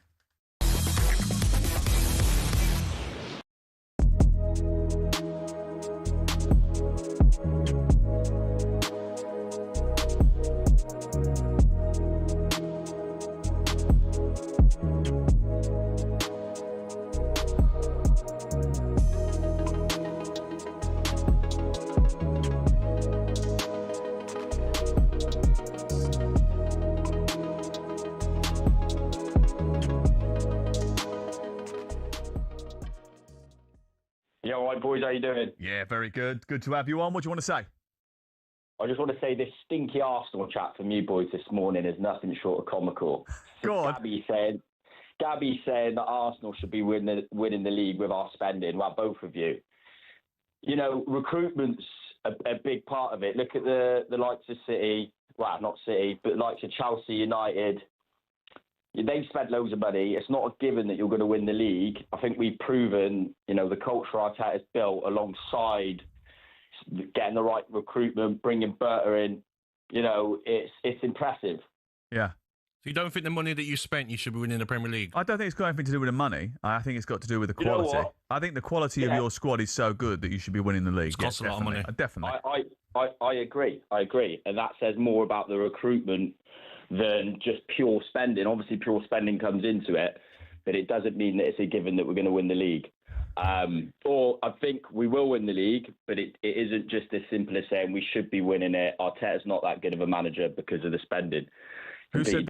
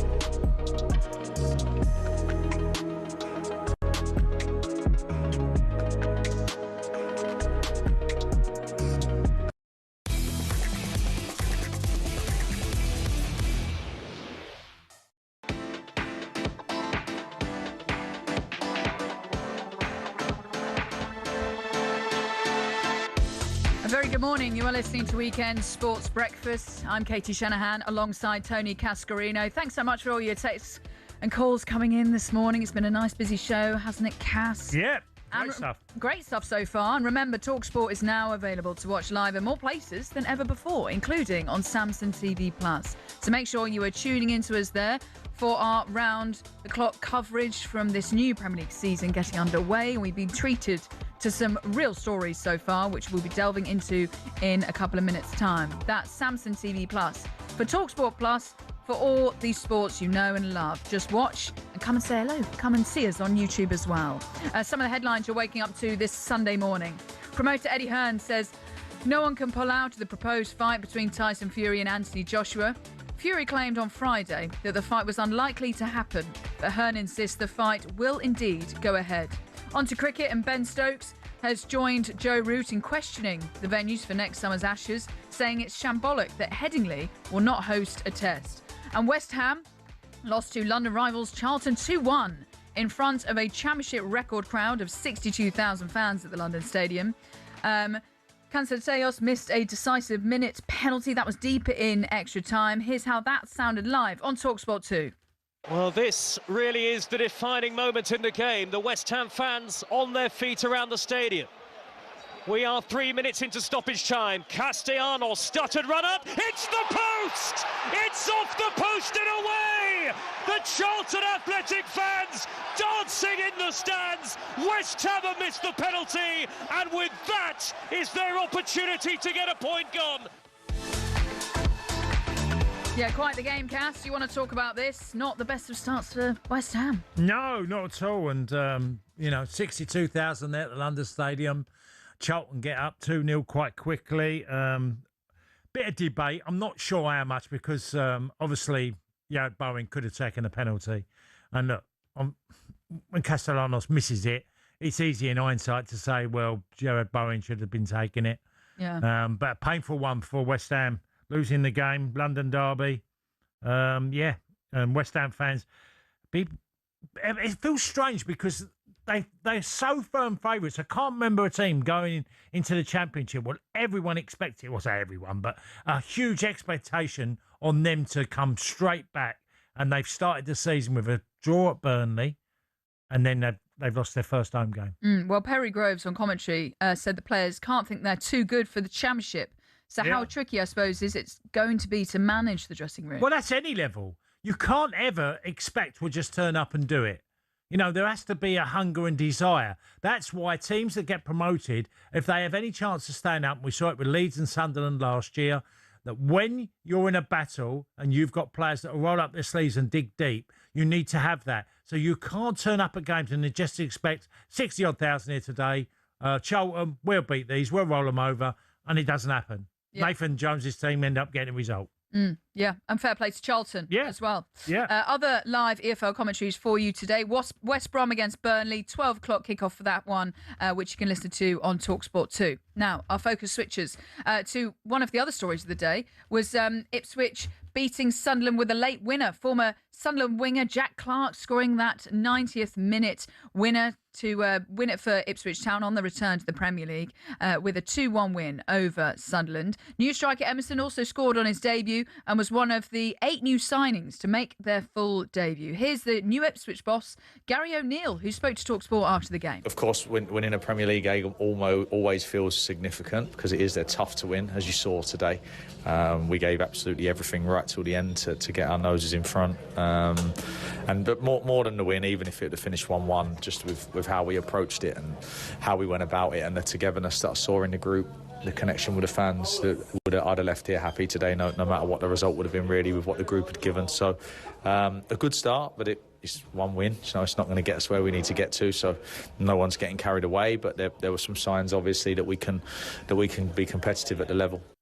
Yeah, Gary O'Neill, pleased with the performance as they're off to a great start. Pleased to say. We can also say a very good morning to broadcaster and Ipswich fan, James Cooper. How are you feeling this morning, James? Must be pleased with that. Yeah, good morning. Hi, James. Hello, the belief is setting in, I think. Yesterday was a bit of giddiness. I think with a win, you need 38 to 40 points, so you need a point a game. We've got 3 points in the first game. We're up on the deal. Yeah. Well, it took you 2 years ago when you're first in the Premier League to get to about November before you got your first win. 11 games. Yeah, 11 games. That's it. 11 games, November. Also, your two big signings playing a big part because Emerson scoring, young lad from Toulouse, and then Enciso, obviously, Julia Enciso created for the opening goal, which, for Emerson, which was a big plus Jack Clark back in the team and a late goal. Yeah, I think there was a physicality. There was a movement about the side that people are pleased about. I think it's been a difficult pre-season, bearing in mind Kieran McKenna left, of course, and I think all of us feel a bit unfaithful to him backing Gary O'Neill, but I think that disappeared yesterday with that performance. I think most people would have taken a point to get an extra 2 and make it a win. Was a real relief, and as I say, as a platform to playing transitional football, which I think Gary O'Neill will do. Portman Road was rocking yesterday. I was going to say, especially with Jack Clark scoring the winner in the 90th minute against his former club. I mean, Portman Road must have been absolutely bouncing, and a great way, even just mentally, to kickstart the campaign. Yeah, I think you're right, and I think he was overlooked in pre-season simply because we brought so many sort of front men in and so many wingers in. People forget that Jack Clark scored 16 goals for Ipswich in the Championship last season. And funny, Tony Cascarino talked about West Ham going down and be expected to go back. Ipswich were in the same position this time last season. They had a dodgy start and pulled things together and got out of danger and got back into the Premier League. Where will we stay in? We've got 2 tough games coming up against Manchester United and Liverpool. But as I say, we're up on the deal. We can afford to have 3 hits and then get our momentum back with the likes of Everton and Crystal Palace coming up after that. Well, I don't know, James, because obviously Hull just beat Manchester United, so I don't think they're free hits. I think you go for them. Yeah, maybe. I think all isn't well at Manchester United. I think there's a vicious circle, which I spent 20 years going around that vicious circle, doing my day job, if you like. And things haven't got any better there. And I think going to Old Trafford, last time we were there, we were beaten 3-2, had opportunities to win the game. And I think that's what really caught the eye yesterday, is that we sensed that we could have opportunities and convert those opportunities into goals. That's what we didn't do last time round. We managed 22 points. And already we've got 3 on the board.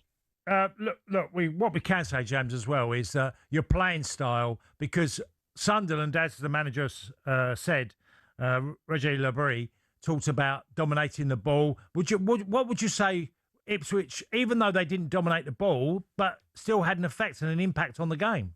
Yeah, I think that's the point I'm probably trying to make, that we looked more of a threat with the ball than we did last time round. I mean, I know it's early days and you can't talk about a whole season based on one victory over Sunderland, but I think we gave up a lot of the ball yesterday. I think it was 67-33 that in terms of possession. But what we did with the ball, our speed in transition, which is a Gary O'Neill hallmark, really caught the eye. And I think the other thing that's worth mentioning is that Gary O'Neill has been talked about with Wolves and Bournemouth, the jobs he did in keeping them in the Premier League.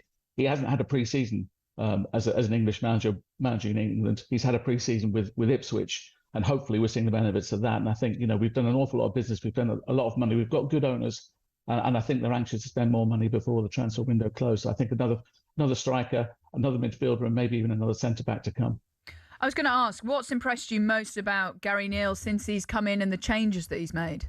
I think it's more the manner and the humility. I think he's respected the situation. Bearing in mind, 5 years ago, we were looking at starting the season with a 2-2 draw against Morecambe in League One. Things have changed very quickly for Ipswich Town. And I think rather than sort of be all front and centre, I think he's allowed the team to do the talking for him. Bearing in mind, of course, Kieran McKenna cast such a big shadow, 4 promotions in 5 seasons. I think the way he's gone about it, the way he understands the fabric of the club, and the way he's got everybody on board, I think he's done it very, very quietly. I think he's done it very, very sensibly. And now he's got that win. And I mentioned Kieran McKenna. Kieran McKenna managed 1 Premier League win at Portman Road during our last season. We've already got that under Gary O'Neill. Wow. Well, I was going to add one more thing, James. Do you think you'll do any business at all? One more signing before the September window closes? I think maybe 2 or 3. Right. I think there's talk about another midfielder. We've got legs, we've got mobility, we've got physicality. I think that's what he wants to do in the heart of the team. I think maybe a centre back and perhaps even another striker to take it to kind of 3 strikers. Emerson can't do everything on his own. Bless him, 22 years old and a big lump. We need other options as well. And I think we will get close to kind of £180 million, which is staggering when you think about it.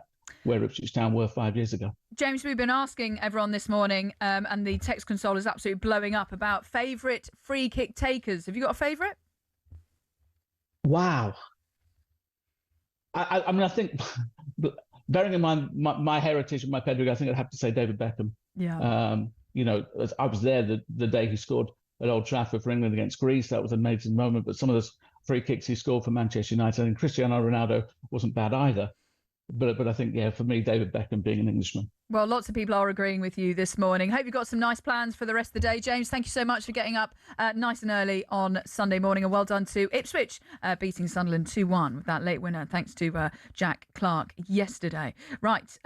Cass, anyway, I cannot tell you how many texts we've had about here. Also, just nice to know people on their way to football games. Yeah. We've had this from Paul. It goes, morning, guys. Paul and the Mighty Finn on our way to the Amex Stadium because obviously Brighton playing Aston Villa 2:00, which we'll keep you across here on talkSPORT.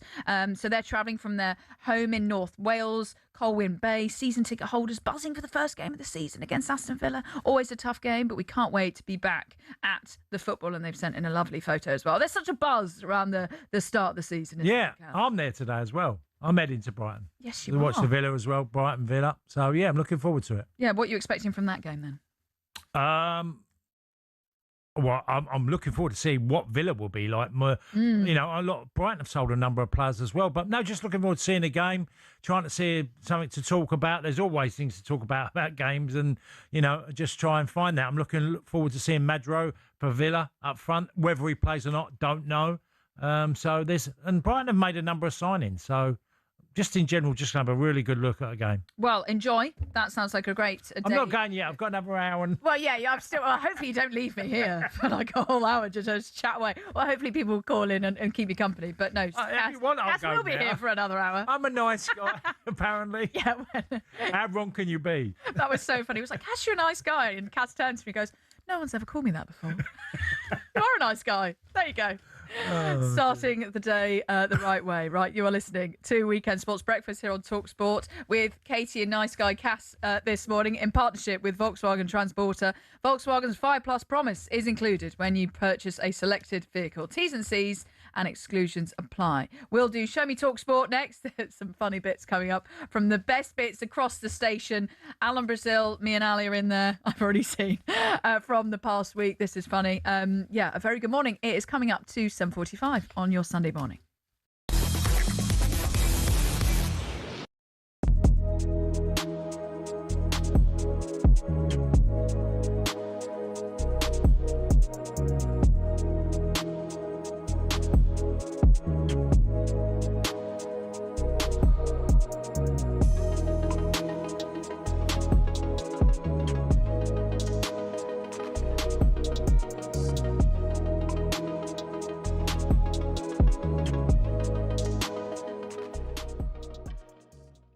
Danny, when you look at it, United in that fairly congested midfield area, say Baliba comes through the door, Tielemans is there, Santos, Mainu, Bruno Fernandes. Well, it's going to be a mighty old force in midfield, is it not?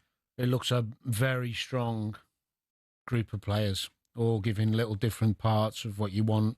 A far cry, really, from what we've seen over the last couple of years. United struggling in midfield areas. And I think we're talking about one of the biggest clubs in the world. They'll be looking to try and compete for the Premier League and the Champions League in the next couple of years. Of course they will. That's the aim of a club like Manchester United. So you need at least 5, when you think about it, in the middle of the park, who are going to be pushing each other, especially if they play a 3. Bruno's probably the one standout, you say, in all the big games he's going to play. Yeah. He's got great durability anyway, and he's the match, the game changer, the match winner, the creative force, the goals. I would imagine for me, out of the others, Santos, Baliba, both young lads, both got more to come. Tielemans is more rounded, more ready to take that on. I think Tielemans has Where's it leave Menu? A lot of people asking me to ask you that. Well, and what's your ideal starting 3? I think that would depend a lot on where they're at when they come in and how they adapt to the pressure and expectation of being at Man United, because that's never easy. I think initially he might go Tielemans, Bruno and Mainu, because Mainu knows what the manager wants already. I think Baliba will become one of the main men.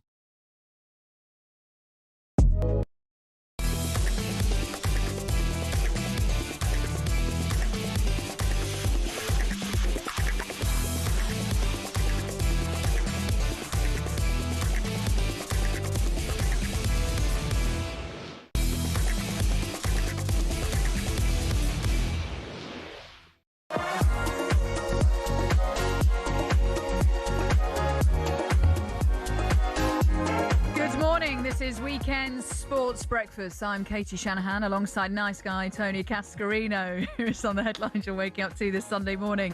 Rory McIlroy struck a 5 under 65 to move to joint second on day 3 of the BMW Championship. The Northern Irishman improved from a day 2 round 69 that cost him his first day lead. On to tennis, and Serena Williams will team up with Carlos Alcaraz for the US Open mixed doubles this coming week. Great to see Carlos Alcaraz back in the US Open after that long injury. Yeah. And Aston Villa will go down to the Amex to take on Brighton in the Premier League. Cash, you're heading there shortly. Ollie Watkins is reportedly pushing for mega money move to Saudi side Al Hilal. Here's Villa legend Gabby Bonlahor. Money, Al. They do, mate. Oh, come look on. Look at Reinders. He's got enough money. I know, but look at Reinders has gone there from Manchester City, Al. Yeah. If Watkins is probably looking at it and saying, I've done everything I can at Aston Villa. I played Champions League football. I won a trophy. I'm into my 30s now. If I wait another couple of years, has that move gone? Yeah. I can understand why he wants to do it, to just say, you know what, let's go and get paid for 2-3 years. Yeah, but, maybe. Worrying times for Villa, definitely. Where do you sit on this? Do you think Ollie Watkins should stay in the Premier League? Well, yeah, if he wants to, but if he wants to move out of a football club, I've said it numerous times that you don't keep players that want to play elsewhere if they think the grass is greener and it's based on money. Ollie's done terrific for Villa. Been an absolute, since he went Brentford to Villa's done brilliantly well. And look, Madro could be a problem for him.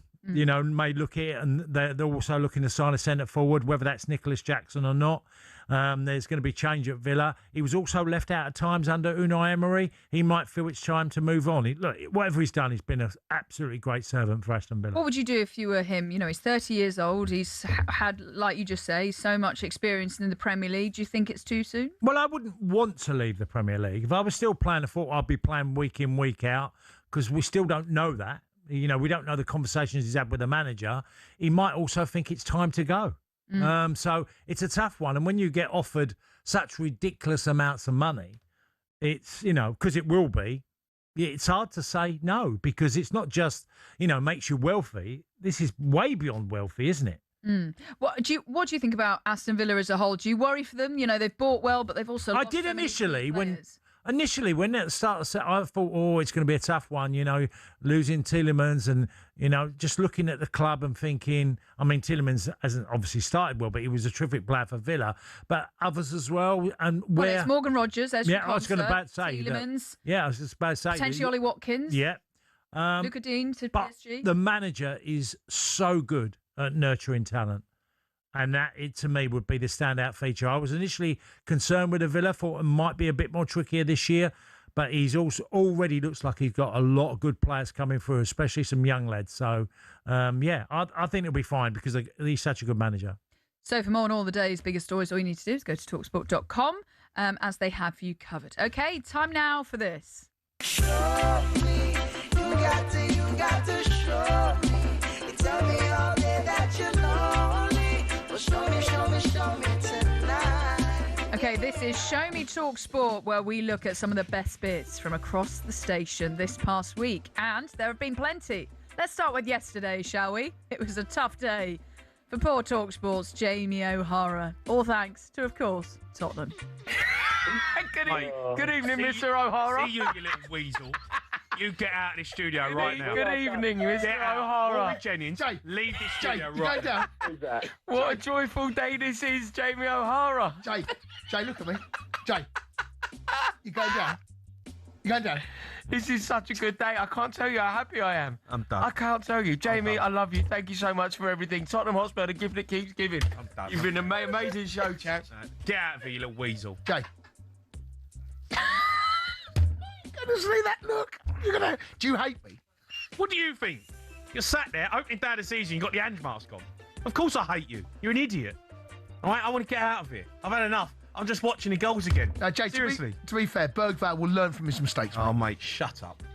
Shut up. I'm going home. I've had enough of this. Honestly. First day of the season. By the way, Sports Bar, Monday evening, 10 o'clock. Has anyone seen? O'Hara's getting it. I mean, I laughed throughout the whole of that. I think Jamie O'Hara and Jason Cunningham are going to provide us with plenty of entertainment. Poor Jamie's going to get it all season. Yeah. And, I mean, and it's going to be great. It feels like things can't get worse for Spurs all the time. And look, I understand all their new signings and everything, but the way they were beaten yesterday, just not even to have the fight within the team to make it difficult for Brentford, that would be a major concern for me. Yeah. Also, if you were watching Jason would be on YouTube concerned. and TV, you'll see that Jason Cundy has plenty new masks. So watch out. He just needs to keep ordering more and more. When I go to Stamford Bridge, there's all like there's Cundies on the load. You know where they sell the scarves and the hats. Oh, is this Cundy on a scarf? Yeah, they got the Cundy, the face mask. The face. And I'm like, God, when did he become that famous at Stamford Bridge? I mean, that's pretty good. I'm not going to lie. Maybe I'll bring you one of Cundy and then you can. Yeah. There we go. So brilliant. Jamie O'Hara and Jason Cundy will, of course, as you just heard Jason saying there, we'll be back. Sports Bar is back tomorrow from 10 p.m. Right, next up, this includes a little bit of me in here. From talkSPORT Breakfast, I put Alan Brazil and Ali McCoist through their pronunciation paces. Ali, how do you say that word? Chai. Alan? Aki. That is incorrect, both of you. It is acai. What is number 2? That's just got to be Seg. Segu. Both wrong again. Segway.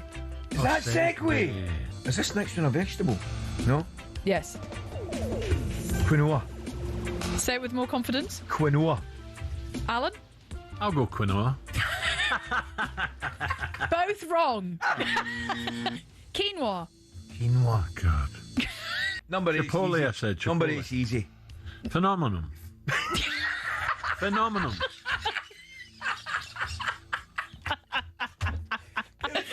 Say that again. Phenomenon.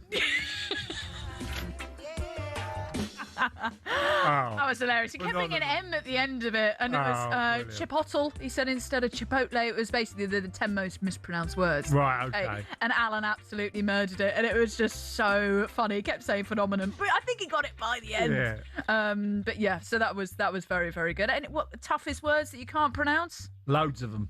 Okay. I'll be up there with Al. I get words consistently wrong. Okay, well, maybe I'll put you to the test one Yeah, day. no, please don't. No, please don't.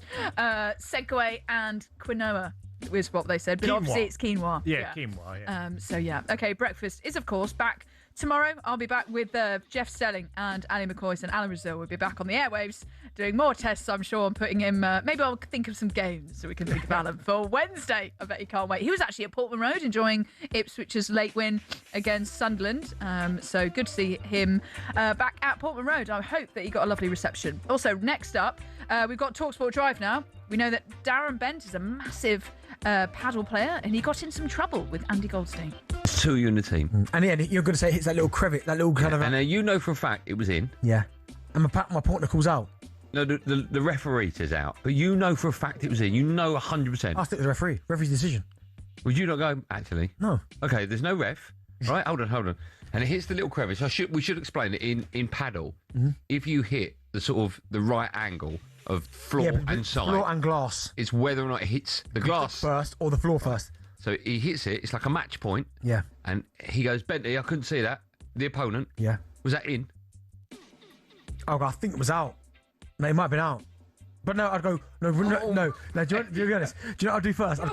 I'd go to my partner and go, boss. I'll be your partner. I go, what do you I didn't think? see it. But I know you were looking at it. I'd go, do you know what? Let's play it again. You saw it. You saw it. But I'm not sure, mate. We'll play it again. But you are sure, but you're lying. Yeah, but we'll play it again, get a second chance. That's disgusting, mate. Mate, I know you'd be the same.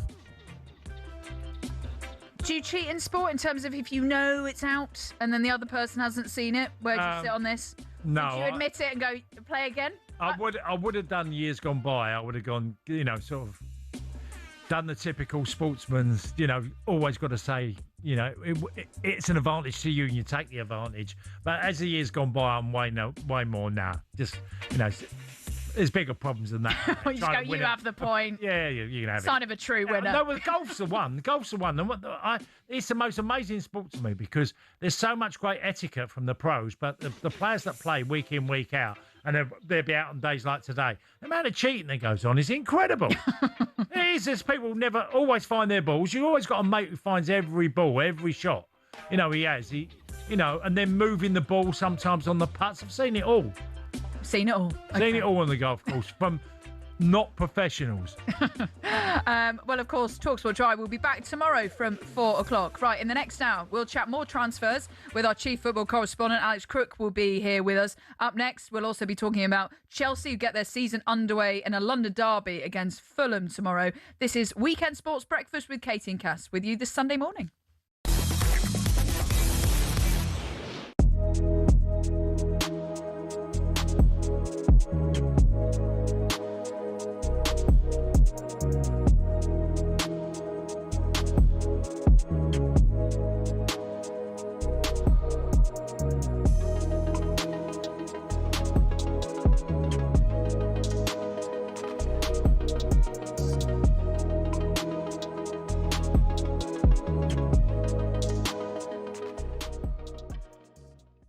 For the record, we've had 7 different Premier League winners. Over 33 years, over 34 years. But this time, wow. But this time, Simon, do you not agree that this is probably the most competitive ever Premier League season on the horizon? For participation, not for winning. You're going to be one of the 4 clubs that has the biggest turnovers is going to win the league. Aston Villa are not going to win the league. Newcastle are not going to win the league. So how do you explain Leicester when they did it? A rare and absolute anomaly that was never allowed to happen again, because all the big clubs sat on their hands, suddenly decided that they could all do things in a certain way, and they got caught with their pants down. Even to the way that they allowed Leicester to play. Everybody knew how Leicester played. Drinkwater gets the ball, looks up, knocks it long for Vardy. And yet on the last game of the season, they were doing the same thing, and teams were still playing the same way against them. So don't ask me how I explain that situation, but it's not going to be repeated, and it hasn't been repeated since. And that was now a decade ago. So who's won the league since then? And who won the league prior to that? So tell me straight, how many teams this time around do you feel can aspire to win the Premier League? 2, 3. But that doesn't mean the league's not competitive. The argument, why would you suggest that governance needs to be brought in to the most successful league that has been the commercially most successful league in the history of football? Why are you regulating it? What's your club or country's sliding doors moment? Its meaning originating from the 1998 rom-com of the same name, a sliding doors moment in football terms is simply a question of what might have been. An incident in a game where, had it gone the other way, would have altered history. For example, say John Terry had scored that penalty in Moscow in 2008. Chelsea would have been European champions and Avram Grant would have the biggest medal in continental club football to his name. It stands to reason then that he would have stayed at Stamford Bridge for a bit longer, meaning that Luis Felipe Scolari wouldn't have got a look in. Would he have done better than the World Cup winning Brazilian, who only lasted till February the following year? And could he have improved upon Chelsea's third-place finish? And as for United, who won the title that season, would defeat in that Moscow final have led to Cristiano Ronaldo leaving the club for Real Madrid a year earlier? And would that have meant that Rafa Benitez's Liverpool won the Premier League instead of them? That's a pretty big butterfly effect, all from one missed penalty kick going the other way. And if you want to dig a bit deeper, there's plenty more that could have been affected. What if Anthony Knockaert had scored his penalty against Watford? We'd have been denied the Troy Deeney moment, sure, but might Leicester have gone on to win promotion to the Premier League earlier than scheduled? And would that have meant that Claudio Ranieri would never make it to the King Power? Would Arsenal or Tottenham, therefore, have been champions in 2016? The most significant sliding doors moment perhaps ever, though, was Paul Gascoigne, Wembley, June 1996. What if this had gone in?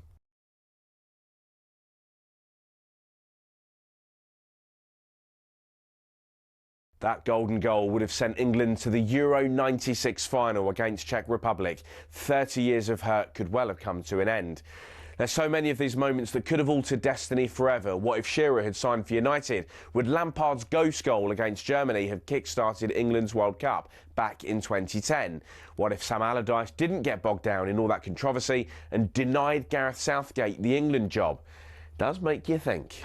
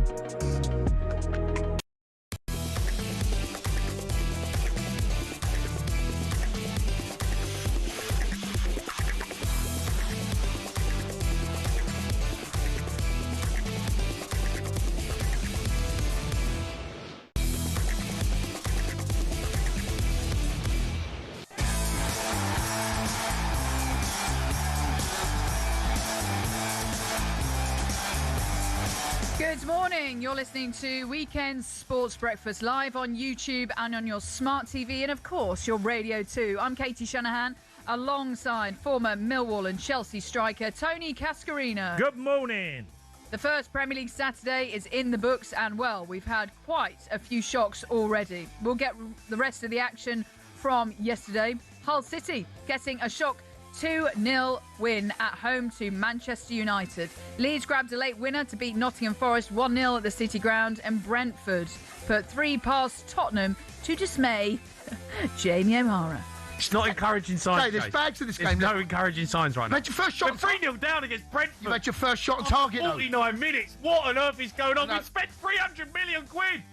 Poor Jamie O'Hara is going to absolutely get it this season. And Jason Cundy has plenty new masks. Sports Bar will return, of course, tomorrow, 10 p.m. We'll also be building up to more games across the opening weekend in the Premier League. Cass, you're off to Brighton for Aston Villa, 2 o'clock kickoff for that one. Man City, Liverpool and Chelsea all still to play. We'll also get the latest transfer news. Is Julian Alvarez a realistic target for Arsenal? Crookie will be on very shortly. We'll also be talking to him about how close the Carlos Baleba deal is in completing his move to Old Trafford. Text us 81089 or you can give us a call 0371 722 3344. You can even leave us a WhatsApp note on that number, of course. We'd love for you to get involved in the show. This is Weekend Sports Breakfast here on talkSPORT.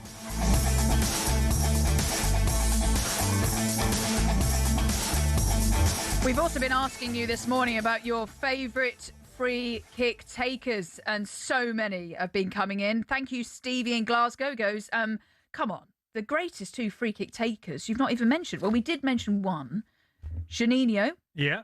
And Lionel Messi, of course. 72. Yeah, Lionel Messi. Free kicks. Yes, of It's a course. given. Also, this one from here, your teammate, top free kick takers, has to include one of Caster's international teammates. Kevin Sheedy. There we go. Yeah, Kevin Sheedy. A wand of a left foot he had. Oh, unbelievable left foot.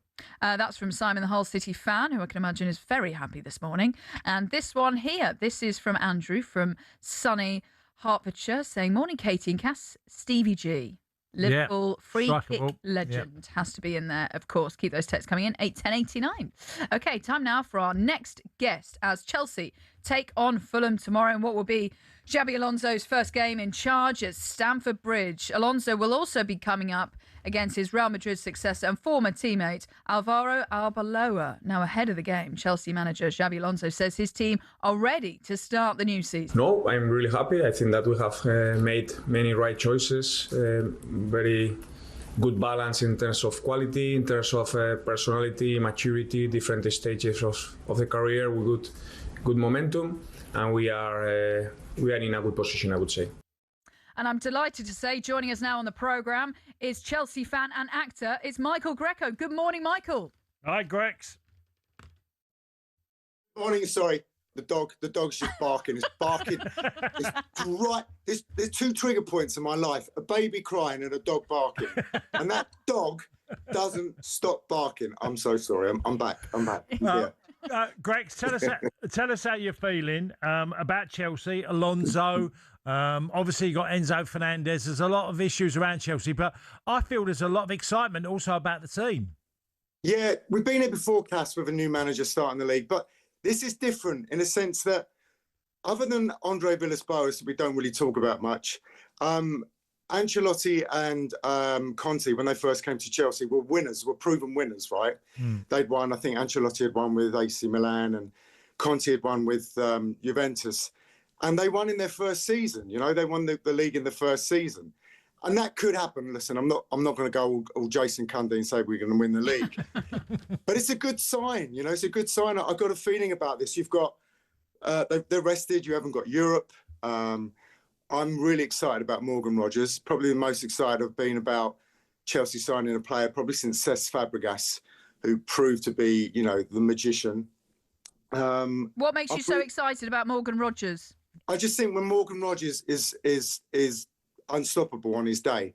I know a lot of Villa fans say sometimes he used to go missing, but I think with a new team now, and Cole Palmer's a very good friend of his, and I think if he can find the right system with Cole Palmer and Morgan Rogers, you know, and João Pedro up front, you know, that's an amazing triangle. And if they click, Chelsea, Katie and Cass, as you know, Chelsea go on runs. When they win the league, they go on like a 10-match run, don't they?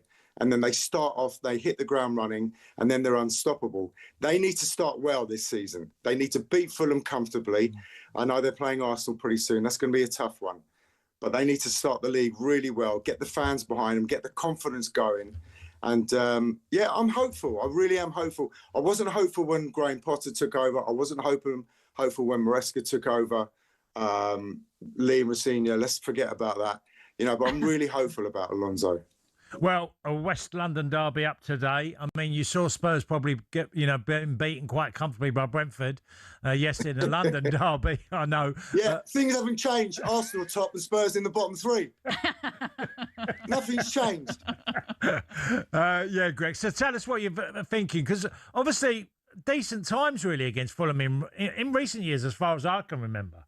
Yeah, Chelsea's problem last year, Cass, I think we had some like 11 red cards or something, and we lost 20-odd points from winning positions. Now, if you put those two together, you're not going to get anywhere near the top three.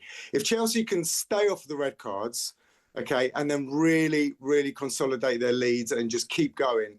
I think when we played Fulham, we got a man sent off, I think, at Craven Cottage, and we lost 2-1 or something like that. And Delap had like this most amazing chance to equalise or to win. But we tend to do well against Fulham, especially at home. So I'm looking at a 3-0 win tomorrow. And I think we need a good victory. The thing is, you've got the two ex-Real Madrid managers coming head to head, and they're going to want to give a good performance. So it's not going to be an easy game. And you've got to remember, what's there, 7 London teams in the Premier League? So London teams have a derby every other game. So it's not easy. It's not easy to win the league. It just goes to show how good Arsenal are. They're such a good team, well-organised team. It's going to be tough to knock them off their perch. Yeah. Michael, does that pain you? Sorry, I was going to say, does that pain you, Greg, so they're that good? It really pains me. I hate it. There's no other London club supporter that would wanted Arsenal to win the league last year. But you've got to take it out to them, because they were very, very impressive. Whether or not people can have a go at them about the way they won the league, who cares? They won the league. And you heard the other day when they were going champions, they were singing champions. They're champions of England. They can sing that all year now. That's brilliant. Who cares about how they won the league? They won the league. Of course I'm jealous. I hate it. All we can sing now is that, we've won the Champions League, and they can't sing that. So that's the only thing. Champions of Europe. Let's see what happens. Michael, I'm an Arsenal fan, so let's keep singing Champions of Europe. But Michael, just want to get your thoughts on Enzo Fernandez, obviously linked with Man City, a massive talking point for the game tomorrow. Do you think that Chelsea, can afford to lose him? It's a shame, because he was one of our best players last year. He came up with some important goals. He drove the team. I think he's a fantastic player. I don't think any player in this day and age is worth over 100 and something million. 120. 120 million. He's not worth 120 million. If Chelsea gets 70 million for him, I think that's great. But he's a great player. He's strong, he's athletic, he's fast, he gets involved. He'd be perfect for Man City. I'm not sure whether Man City players want him, maybe for that amount of money, but if he goes, it will be Chelsea's loss, put it that way, because I really like him. I think he's a terrific player. Grex, we've been talking this morning about great free kick takers. Now, obviously, you'll have a bias to Chelsea. You can't choose me, but who would it be? I tell you what, Cass, I'll tell you this story. I'm going to choose Zola, only because Zola taught me how to take a free kick. I did the very first Soccer Aid. Oh, wow. And my team was Schmeichel in goal. You had Desailly, Dunga, Ginola, Hullet, Mateus, Zola, me, and Maradona. I mean, that's a hell of a... Wow. Yeah. And Zola, during the week when we were doing training, he used to tip, because we were Italian, and I was a massive Napoli fan and a massive Chelsea fan. He taught me how to take free kicks. So you plant your left foot before you hit the ball. So it's always got to be Zola. Always got to be Zola. And how did that free kick go? Oh, way over the bar. It was a nightmare. It was a nightmare. I might as well have played for Saracens. It was that bad. Michael, what are you up to nowadays?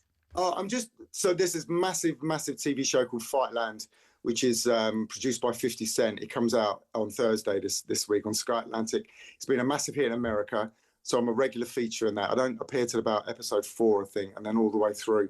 So my career's taken off, which is fantastic. But I love my Chelsea, and I love talkSPORT. I listen to you all the time. Do you know what? I listen to you more than I listen to my missus. To be fair. I love talkSPORT. It's on morning, noon, and night, and it's always a privilege to be on talking about my beloved Chelsea. You sometimes have a little bit of a disagreement with Adrian Durham, though, Grex, don't you? Oh man, I'm so. Adrian comes out with the worst comments. You know, he's probably going to say, "Oh, who are you? You're some active from EastEnders. What do you know?" I love my football, right? And I played at a good standard, and I played with Maradona. So shut up, Adrian. Played with Maradona, that's quite a line. Adrian's comment when he says the worst thing that could happen to the Premier League is Shakespeare, whatever his name is, getting sold to Middlesbrough from Spurs. Oh, shut up, will you? What about De Bruyne? What about Salah? Those are the two biggest mistakes that anybody ever made selling to another club, right? Well, I'm sorry, there's no other two players that have graced the Premier League that you can tell me that were a big mistake. De Bruyne and Salah, massive, both from Mourinho. Yeah, there we go. Look, 8:10:89. Do you agree with Michael there? Michael, thanks so much for getting up early on a Sunday morning. Really great to have you on the Breakfast Show today. I look forward to watching that as well. Yeah. Great stuff. Yeah. Right, coming up next, we're going to get the latest odds from Coral, and still to come, we'll also get all the latest transfer news with our chief football correspondent, Alex Crook, will be here with us very shortly. This is Weekend Sports Breakfast with Katie and Cass here on talkSPORT this Sunday morning.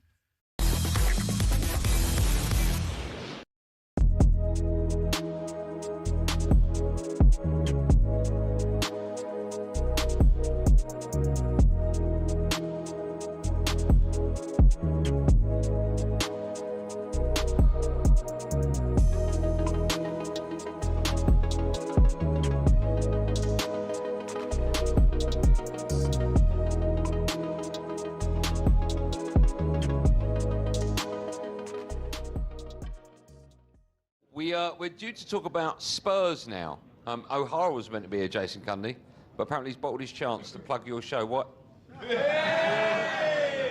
If you're not watching but listening, you've put on a Jamie O'Hara mask.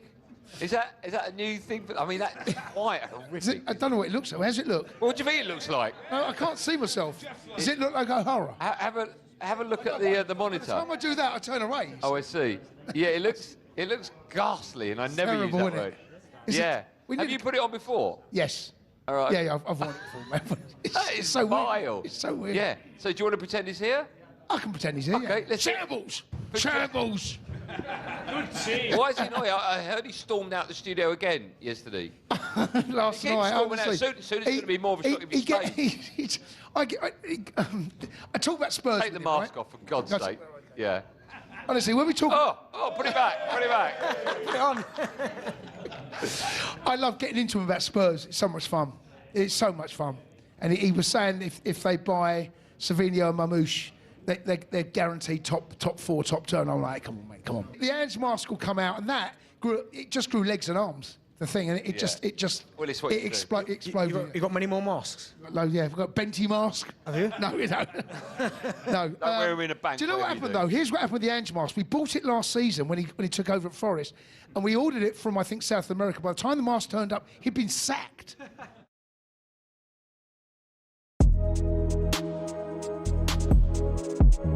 This is literally Premier League football drama at its absolute best. Oh my Gabriel! I can't watch this. He's definitely saw it then. Miss it! No! Guys, come on! Get in it! What was that? You see this crap every single game in the Premier League. Oh, this is no goal. That was embarrassing.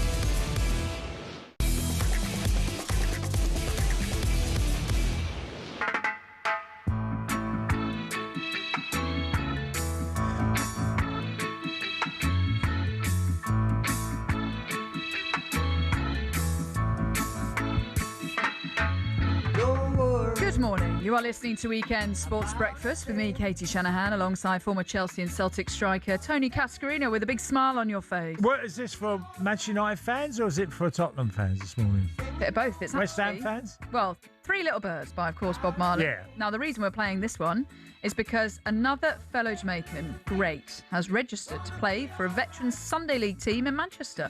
Right. 8-time Olympic champion sprinter Yeah, Usain Bolt. Usain Bolt has registered with Wythenshawe Vets FC, who play in the Premier Division of the Cheshire Veterans Football League. Now, how on earth would you mark someone like Usain Bolt? Well, it's the easiest tactic in the world. You just drop deep. Just don't allow him to run behind you.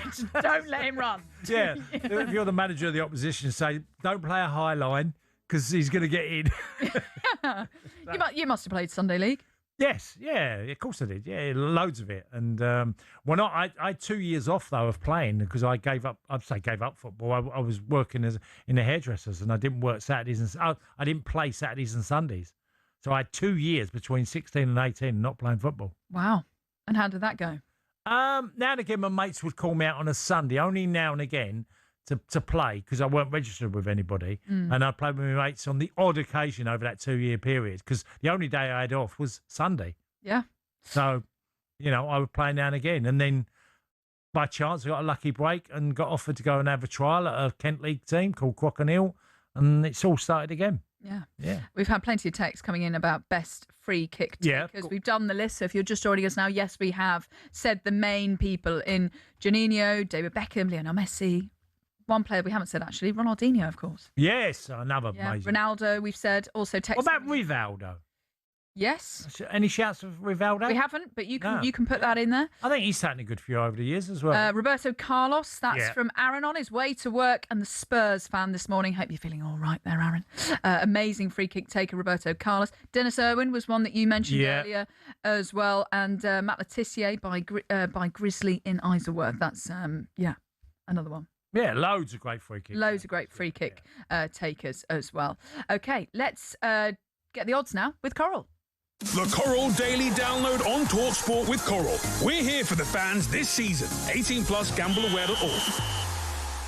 And we can say a very good morning to Dave Stevens. How you doing, Dave?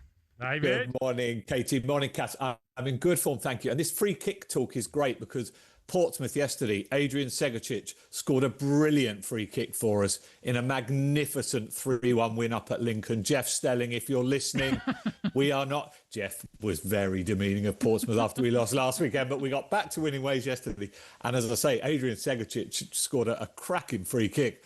But I want to go back. Lots of Brazilians on the list. Cass, you'll know this player. Katie, you won't. This is way before you were born. But 1982 World Cup, Brazil versus Scotland, Cass. Do you know who I'm going to say? Falcao? No, not Falcao. Juninho. Zico. Zico, of course. Oh, Zico. Yes, Zico of course, was yeah. he was a you're brilliant right. free kick. The number free 10, kick. the number 10 of Zico, yeah. Yeah, he was a great wonderful shout. player. Yeah. And the 1982 World Cup, Scotland had taken the lead. David Neri. If Brazil and McCoy are listening, they'll know this pain. And then Zico took technically one of the most perfect penalties you'll ever see. So check out Zico. Yeah. But like I say, way before. Great your time. hairdo as well, didn't he? Well, you would know these things as a hairdresser, Cass.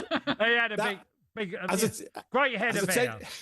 As a 10-year-old boy, that wasn't my first thought watching Zico. I just thought I thought he was an absolute magician. Him and Kenny Dalglish were the two players that I loved when I was a very young lad. Yeah. Tell us, David, how much did the results yesterday affect the odds of, say, Tottenham, Manchester United? We saw even West Ham in the Championship. There was a much change because obviously the very surprising results yesterday. Yeah, I mean, I want to say that we haven't overreacted because it's week one and obviously long way to go. But that said, Arsenal have shortened up as even money favourites. Manchester City 4-1. We'll see them. Obviously, we'll come on to them. Liverpool likewise 7-1. Tottenham are still 33-1 shots. Manchester United are 14-1 shots for the title. So pretty much kind of as you were, Cass. But there's no question for Hull, that was the perfect start for them, wasn't it? You know, we were writing them off already, sort of 1-6 to be relegated. It's going to be hard reading because they're still 1-5 to be relegated. So we're not getting carried away, but a great start for them. And Look, a season of shocks is something that bookmakers are never going to mind. Yeah, exactly. And proving people wrong, like Hull City fans. Probably lots of very happy Hull City fans this morning. Let's talk about the odds for today. Brighton, Cass is off to the game against Aston Villa. And then big one, Newcastle against Liverpool, of course. Yeah. I mean, look, Brighton versus Villa, two teams you always sort of feel for. They kind of lose good players. The transfer window's still open. What other players might be leaving. But Tony Bloom and Brighton have a remarkable knack of finding replacement players and managers. They're 11 to 10 favourites. Gabby's Villa 9 to 4, 5 to 2 the draw. The draw feels like a big runner here. Cass, I don't know if you've got a strong view on this one. Yeah, I do agree. I think it's a big possibility today. Yeah, if it finished, I think this fixture last year finished Brighton 3, Villa 4. So a thriller, 60 to 1, a repeat of that. Talking of 4-3s, of course, probably no more famous 4-3 in Premier League history than Newcastle versus Liverpool. 40 to 1, a repeat of that. Liverpool winning 4-3. But again, Cass, the draw feels like a big runner in the Newcastle game. They just lose so many players, isn't it? I mean, if you're a Newcastle fan, Cass, how much you'd be feeling when you've got all this money in terms of your rich owners, but you just don't seem to be spending any of it. Well, they have spent a lot of money on players that are new to, obviously, the Premier League and around Europe. They've had some investment there. I mean, the standout feature for me is both new managers, Yeah. And Ole, and obviously... one we know a lot about, obviously. Yeah. But this is a whole different ball game. Bournemouth, they are odds on Liverpool 10 to 11, 5 to 2 Newcastle, just under 3 to 1 the draw. And then mentioned Iraola, of course, we know him well from Bournemouth. But they go up to Manchester City. Traditionally, this has been a hard place. Well, it's been a hard place for lots of teams to go, but Bournemouth particularly. City 1 to 2, 9 to 2. Bournemouth 4 to 1 the draw. But again, a new era at Manchester City, of course, with Maresca in there. So lots of intrigue on what is this, day 3 of the Premier League season. Yeah, and then we'll kick into day 4 because Fulham against Chelsea. Our first look at Xabi Alonso. Lots of people kind of tipping Chelsea to get top 4. Yeah, it seems, that would be a good season for them, it feels. I mean, they've got a lot of ground to make up on, obviously, from what we've seen. Like I say, they're 8 to 1 in there for the title. But when you brought so many new players in, it's so hard for teams to settle down, Cass, isn't it? Yeah, it really is, yeah. Absolutely. And it's a good West London derby, but I do think Chelsea will have a bit too much for them today. Yeah, but then we might well have said it about Spurs Brentford yesterday. Although it's just worth pointing out, actually. I mean, Brentford were favourites to win that. Yeah, so they were, yeah. It felt like a shock on paper, but of course, actually it wasn't. And the O'Hara stuff with Cundy is absolutely brilliant, isn't it? I mean, it's going to be a long season. I just can't wait. I can't wait to see all these masks that Jason's got. It's got so many new ones. Dutch Grand Prix today, and we've also got racing from Deauville. Yeah, Dutch Grand Prix. This could be a cracker, actually. We had the sprint race, obviously, which George Russell won, but Lando Norris is on pole. Traditionally a good circuit for pole, but he's 5 to 4, so he's odds against Lando Norris because his pace, perhaps in the second half of the race, isn't going to be great. Kimi Antonelli, the championship leaders, 9 to 4. George Russell 5 to 2. Look, we know which driver the Dutch fans would love to see in this last ever Grand Prix, certainly for now, Dutch Grand Prix. That'll be Max Verstappen, but he looks up against it at 40 to 1 in front of his adoring home crowd.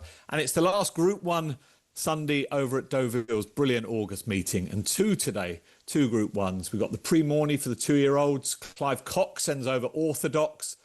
So the British have a strong hand in that. And then one of the stars of the season goes in the 325 at Deauville, and that's Diamond Necklace. She's unbeaten. She'll be ridden by Ryan Moore, trained by Aidan O'Brien. So tune into her. She's no sort of price. She's 3 to 1 on, but she has been the absolute star. So, really good. Another really great sporting afternoon. And what are you going to be doing with your afternoon, Dave? I'm going to be glued to all of the sport that we've just talked about. I mean, genuinely. I've got 2 dogs that are sitting by me that need a long walk before we get on to that. And then I'm going to go back on and I'm going to relive some of Zico's greatest goals because I never realised he had such a good hairdo, and I'm going to make sure I notice that. I'm going to do that as well.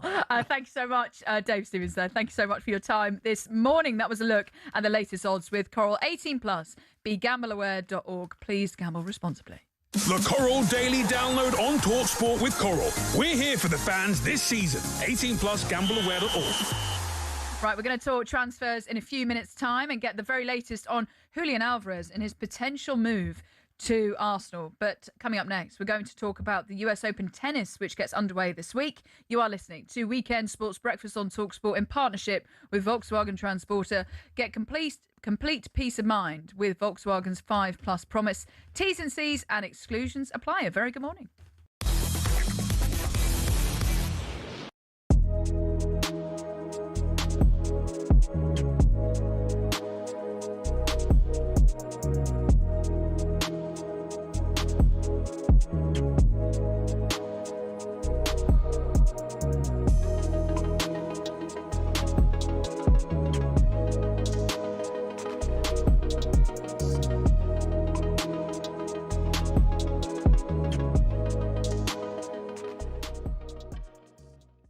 You finished 9th. Yep. You come on talkSPORT and said that Chelsea are going to win the league. Yep. Who's the idiot? We've got a manager that knows how to win a league. No. Who's the idiot? Won the Bundesliga. I don't care. Who's the idiot? What's the Spursy one? What's the Spursy ever won? They finished 10th. Sorry. 10th. Correction. Oh, no. You finished 10th. You'll take her place. No, you finished 10th. You'll take her place. All right? And you come on talkSPORT and said that you're going to win the league. You'll take her. I don't think I'm an idiot in saying that Spurs can finish in the top 4 if we sign for Savinho and Marmoush. You'll take her place. So, Roberto De Spursy. There's only one mug here, and it's you. Roberto De Spursy, he'll take 10th, mate. That's a good season for you lot. Mate, you'll take that. Jay. Don't 100%. Don't Jay me. Don't Jay me. Right? Don't Jay me. Jay, 100% you take 10th. I'll give you 10th now. With 10 games to go 10th. So you've not got to sweat like you did last season. Sweating over the last couple of games. Are we going to go down? Oh, no. We'll go down. Mate, you finished 10th. Yeah, I know we did. You literally finished 10th. Yeah, but we've got a manager that knows how to win a league. That's almost like you spent £1 billion on a football team and finished 10th. Another billion. Right, who's more embarrassing? And we're going to win it. Who's more embarrassing? Do you know what we should do? We should go for Savinho and Marmoush. Then we'll definitely win it. Could put that in the Todd. keep. Would you make, don't start getting. No. Don't. I really.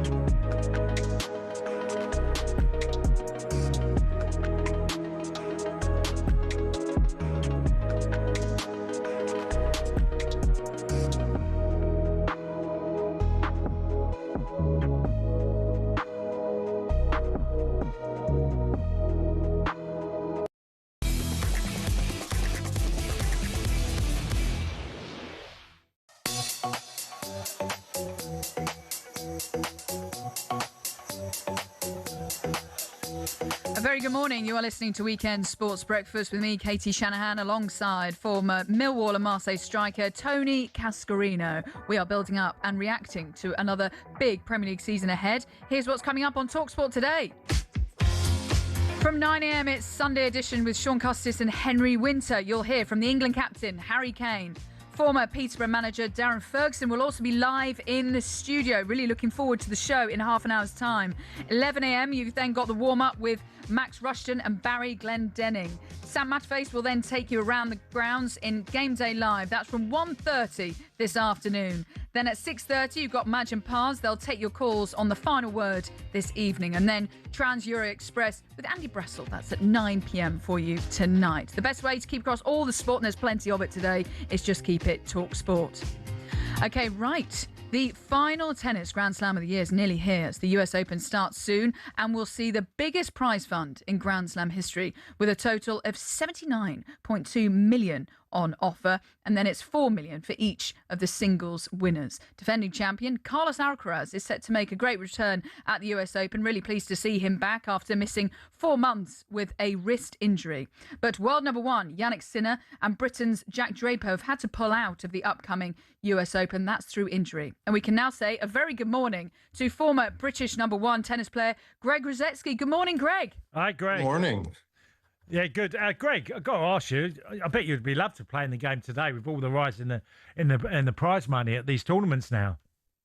Yeah, the prize money is unbelievable. First round qualifying is $32,000. I think that's what I made for getting to the third or fourth round in my last year of playing professionally. Opening prize money is $140,000, and the winner gets $5.5 million. So prize money has gone exponential.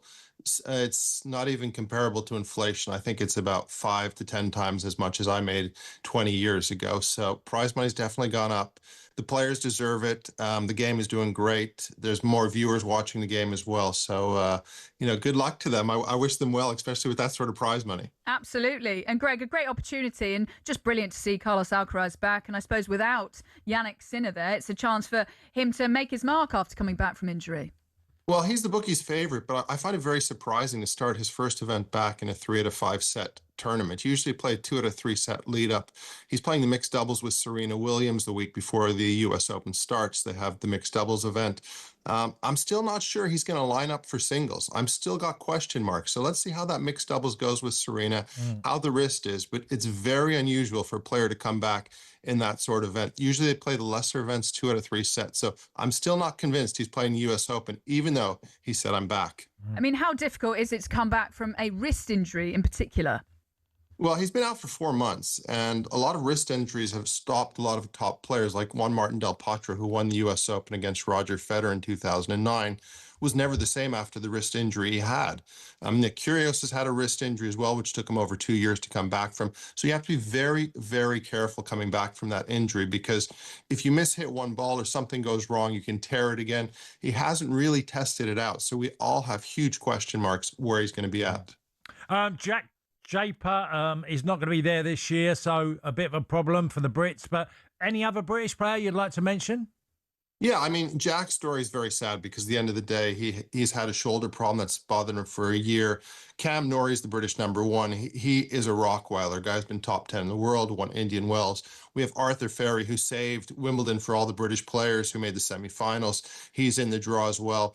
In the women's draw, we have our number one and number two player out with Raducanu and Sonia Kotel, who are out. So we're looking at Katie Bolter. So basically the names to look from a British perspective: Katie Bolter in the women's. In the men's, it's Arthur Ferry, our semifinalist at Wimbledon, and Cam Norrie. And in terms of the defending champion, Aryna Sabalenka has had a bit of a slump of late, but do you think she can turn it around for this tournament? I don't think so at the moment. Just because the fact she went out early in Cincinnati, she's been mentally not as strong as usual. She's not really bounced back. We thought in the beginning of the year when she made the Australian Open final, she'd be ready to go. And by the time the US Open came around, she'd have at least 1 or 2 majors. but she really has gone off the wheel, mentally doesn't look as stable as usual, and it's really anybody's. I mean, it's good to see Swiatek, who won in Canada. You have Goth in the finals against Pegula today in Cincinnati, which is the big lead-up event before New York.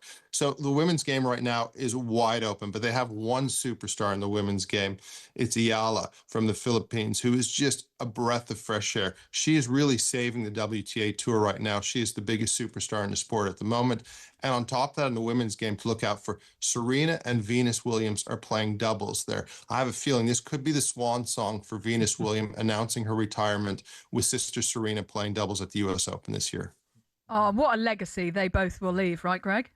Oh, unbelievable. I mean, Serena comeback at Wimbledon was the biggest news story in tennis going into the championships. And she's playing with Alcaraz in the mixed doubles event, and then she's playing with sister Venus. I always thought her comeback was to go out with her sister Venus. Their life story is just incredible. The dad said, I've got 2 world number ones, and Serena's going to be better than Venus, who was number 1 in the world. So I don't think you can ever make up a story or have a story like this in our game before. 2 sisters, world number ones, multiple slam winners.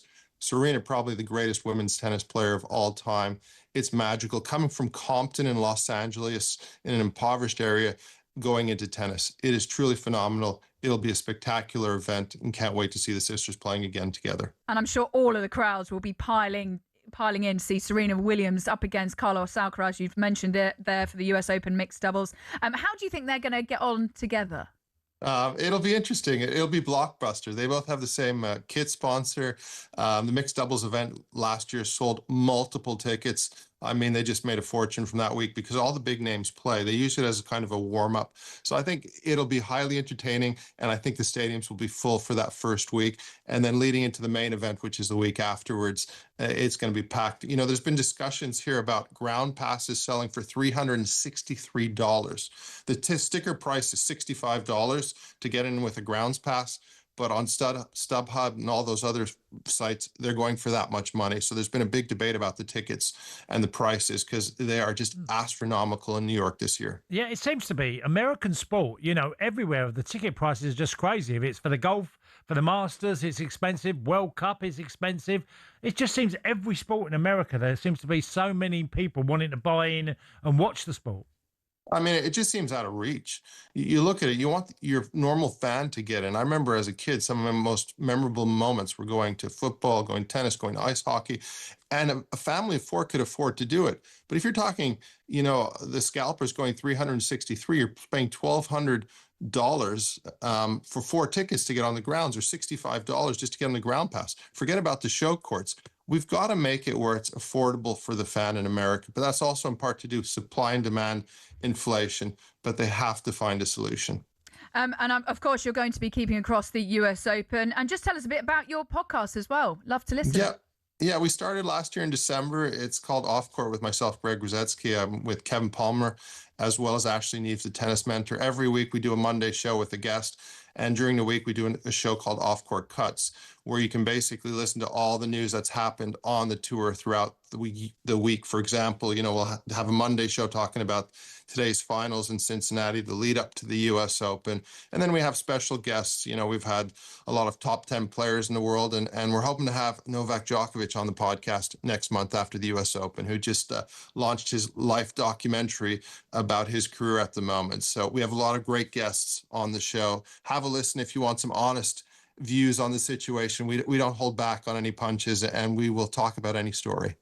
And just on Novak Djokovic, I mean, if he's ever going to win that record-breaking 25th Grand Slam, do you feel as though this is his chance? Well, it is his chance, but Cincinnati, unfortunately, he had problems with the heat. He's 39 years of age. With Sinner being out, that opens up the door, but physically, will he be able to manage? That is the question mark. But in New York, they can protect him by playing him every evening session after 7 p.m., so he doesn't have to deal with the heat of the day. So this is an opportunity, but I kind of felt like Wimbledon was really his last chance to win a major, but never discount a great champion. Absolutely. Greg, thank you so much for coming on the show and joining us this morning. Love to listen to Off Court with Greg Rosetsky. And if you love your tennis, you'll love this podcast, which dives right into the world of tennis, as Greg has just put so beautifully there. Available on Apple, Spotify, and on the talkSPORT app as well. Now, before we go to break, Cass, just one for the Liverpool. Liverpool are heading to Newcastle today. We spoke to Newcastle legend Warren Barton earlier on in the show, on the breakfast show, nice and early, speaking to us ahead of heading to St James's Park. He said that Alexander Isak is set to be booed at the stadium of St James's Park. Are you hopeful that Alexander Isak can have a bit more of a bounce back this season? It's got to have one. It's not about if, it has to happen, because Liverpool invested such huge money on him and Wirtz and others to be, to keep being the champions the year before and then trying to, hold on to it last year. And it was a really poor, I thought, defence of the title. But you need players that have, big reputations. You need them to turn up. What's a realistic goal target for him? Well, because he gets injured quite a lot and sometimes minor injuries, I think if he can get just 20 goals plus. Just 20. I say just because. But with that price tag comes expectation. I at the moment I don't see it. I think there's too many slight calf, hamstring, groin, them sort of injuries that have happened to him. Yes, he had a bad injury at Spurs last year, but generally he has quite a lot of niggles. So if he gets 20 goals for Liverpool, I'll take it today. Well, 4:30 is the kickoff. Newcastle against Liverpool. Really looking forward to that one. You've got Brighton, Aston Villa, Man City, Bournemouth. Both those kicking off at 2:00, and we'll of course keep you all up to date here on talkSPORT throughout the afternoon. Also, a reminder that our latest competition, we're going to send you and a mate down under. Listen to this. This is thanks to Visit Victoria and the Barmy Army. You could be the MCG watching England take on Australia, the 150th anniversary Test match. All you need to do is head to talksportwin.com right now to enter for full T's and C's. You are listening to Weekend Sports Breakfast on talkSPORT in partnership with Volkswagen Transporter. Get complete peace of mind with Volkswagen's 5+ promise. T's and C's and exclusions apply. We've got 15 minutes left of the programme before Sunday edition is coming up with Sean Custis and Henry Winter. And we'll get the latest transfer news with Crookie next.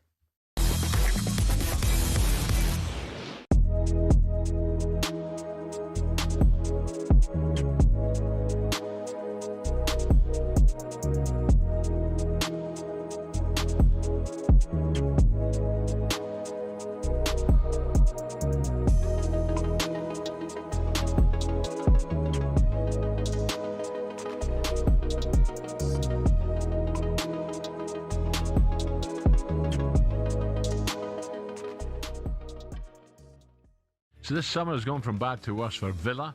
Unai Emery, Morgan Rogers and Yuri Tielemans already gone, of course. And now it looks like Konza, that's the big one, is on his way to the Arsenal. Now let's bring in another Gabby, who must be delighted. Gabby the Gunner, who has called us in 03717 22 3344. Gabby, a very good morning. Dry your eyes, Gab. I know it's hard to take, but Constance made his mind up. There's plenty more fish in the sea. Dry your eyes, Gab. I know you want to make Constance see how much his pain hurts, but you've got to walk away now. It's over. Sorry, Gab. And Alan, welcome back, sir. Thanks, I'm mate. so pleased you've got a fit bill of health.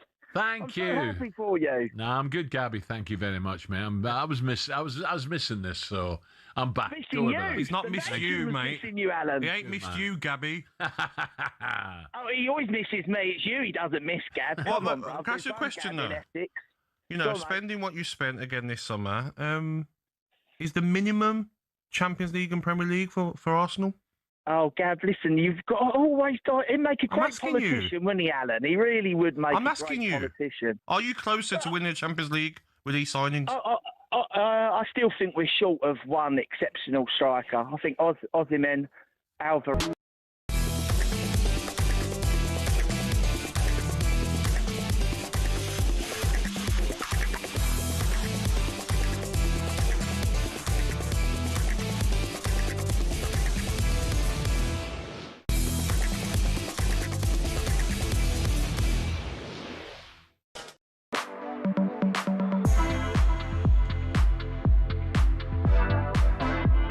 very good morning. You are listening to Weekend Sports Breakfast with me, Katie Shanahan, alongside former Chelsea and Villa striker Tony Cascarino.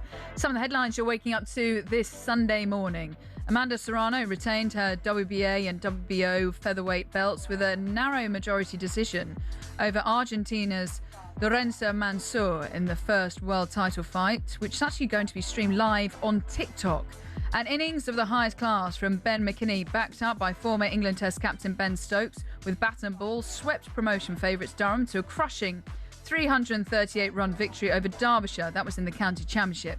And Man City host Bournemouth today. That's at the Etihad Stadium. And Enzo Maresca takes charge in his first home game for City and was asked if he had any concerns about his squad. No, I'm not worried. I'm not concerned. Since day one, we know exactly what we need. We are working together with the sport director, with the club. And again, it's 10 days to go, 11 days to go, and many things can happen. Yeah, so Enzo Maresca's first home game for Man City against Bournemouth. How do you see this one playing out? Well, you'd like to think that a week later after the Community Shield that Man City would be way more prepared than they were last week, because they were torn apart by Arsenal. I think it was a shock for many Man City fans. What was your main takeaways from that game, or your concerns? They offered very little. They didn't really create too much. They couldn't, cause Arsenal any problems in any shape or form. And Arsenal were dominant from start to finish for me. I don't see how else you could frame it. Look, they're up against a team with a new manager. A number of players have left the football club again at Bournemouth. So you'd think normal business would certainly be order of the day for City. But it's not given at the moment. Look, the loss of certain people, and obviously the manager's the biggest, but also certain players that they've lost with the experience and how good they were over years of performances for Man City. So, yeah.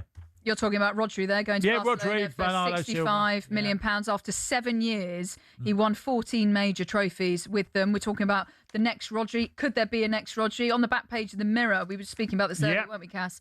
Enzo, I need new hot rod. Basically looking for the next Rodri. They've already brought in £160 million on Elliot Anderson. Enzo Fernandez, do you see that happening? Is that what they need in the midfield? I wouldn't see Enzo as a defensive midfielder. I think that just falls on Elliot Anderson. That's the main reason. The reason why they spent so much money, they knew they were losing Rodri. Okay, most people think, it was done, but there was no guarantee on losing Rodri. It was absolute certainty. Once Elliot Anderson was there, you knew that Rodri was leaving the football club. So it's a real big act to follow. It really is. Well, Man City against Bournemouth, 2:00 kickoff for that one.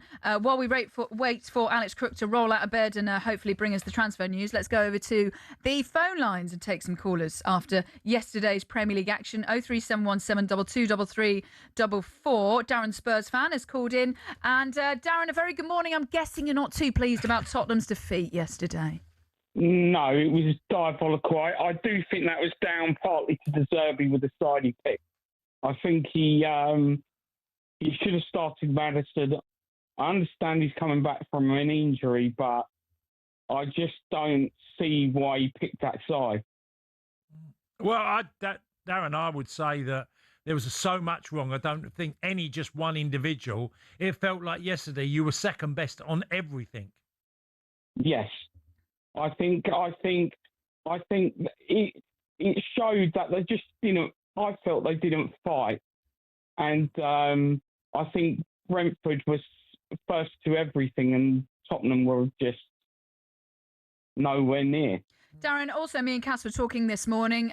Mickey van der Ven is going to be Tottenham's captain this season. Archie Gray was the one to take the armband because Mickey van der Ven was out injured. Do you think that was the right decision by De Zerbi to give it to Archie Gray? Nothing on him, but in terms of would any other person with maybe more leadership or more experience, Sandro Tonali or Robertson, would you have given the armband to yesterday? I would have given it to Robertson simply because I think what you're basically, we brought in Robertson to bring us leadership, I feel, and because I believe Robertson should be the captain regardless. I think he proved it when he played for Liverpool and went after that referee. Whether it was wrong, he fights for his club, and I don't think it was. I think it was a bit unfair to give it to Archie Gray. Darren, thank you so much for your call this morning. Do you agree with Darren about the captaincy? Should it go to Andy Robertson?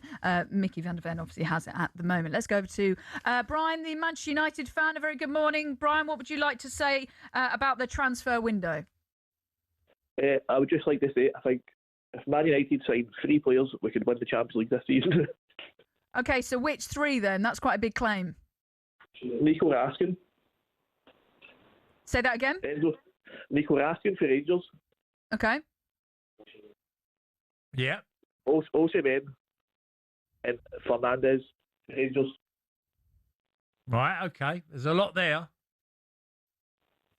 And if we sign these 3, I think we could win the Champions League this season. You think Manchester United can win the Champions League this season? Cass, where'd you sit on that? I sit on that. I'd be more interested in how they do next weekend in the Premier League, because I don't see the Champions League at this moment. Especially after losing to Hull yesterday. Brian. Well, that and they haven't got a squad ready, really, for me. Nowhere near.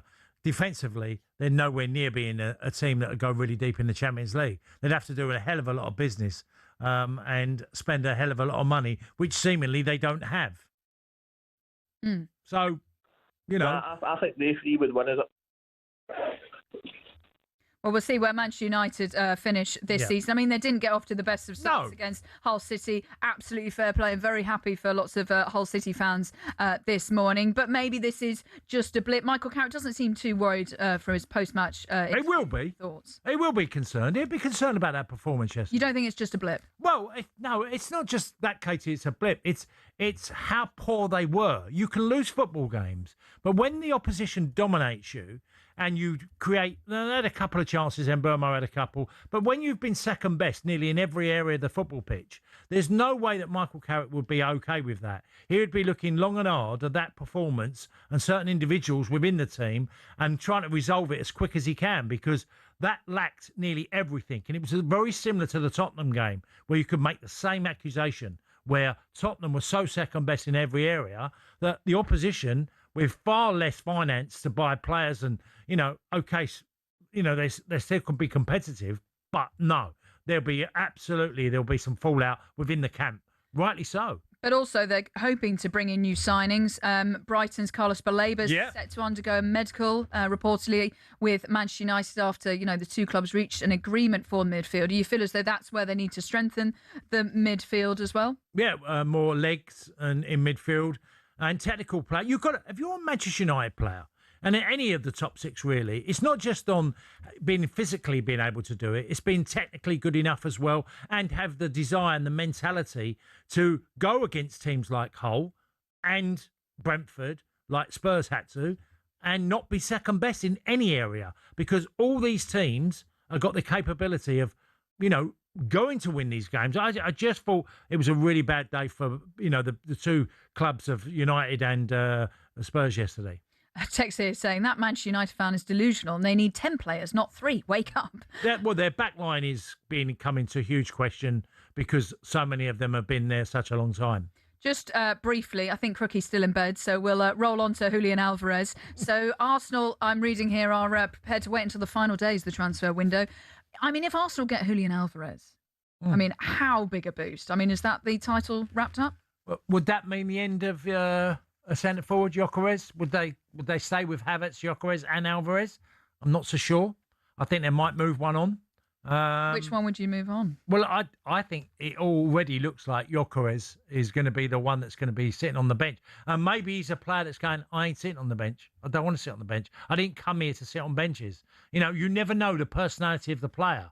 So you can easily, and Arteta will know that. He'll know just by having conversations about which players will be okay. And yes, it's a team game. It's a team game until you start getting left out. Then you don't want to, you feel like you're not part of the team. So, and there's certain players that react differently to that. And obviously, Arsenal are trying to pursue, I mean, it would be a blockbuster transfer for Julian Alvarez. Alvarez, I'm reading that prefers a move to Barcelona. Atletico reluctant to sell to a domestic rival. So they kind of open the door to Arsenal. But I suppose there might be a worry for some Arsenal fans that this is kind of Vinny Jr., a situation like that all over again. Is it realistic to get him in? Maybe. But you know, first and foremost, you want to know, what does he want to come and join you? Yeah. You know, that's the starting place for me is, you know, if you contact someone, most clubs know whether the player wants to come. I never, and if you'd have listened to me weeks before, I never could see the Vinicius Junior one. No. So Alvarez, I think, will be slightly different. Yeah. Well, that is it from me and Cass this Sunday morning. What are you up to? Anything? Oh, you're off to Brighton. You're off to Brighton. You better get that train. Off you go for Brighton Aston Villa. That'll be really good. Thanks so much for all your company this morning. Really enjoyed the show. I'll actually be up next on Early Sports Breakfast, nice and early tomorrow morning. So setting that alarm clock once again. Cass, thank you so much for your company these last couple of days. Up next, you've got Sunday Edition with Sean Custis and Henry Winter. Have a great day.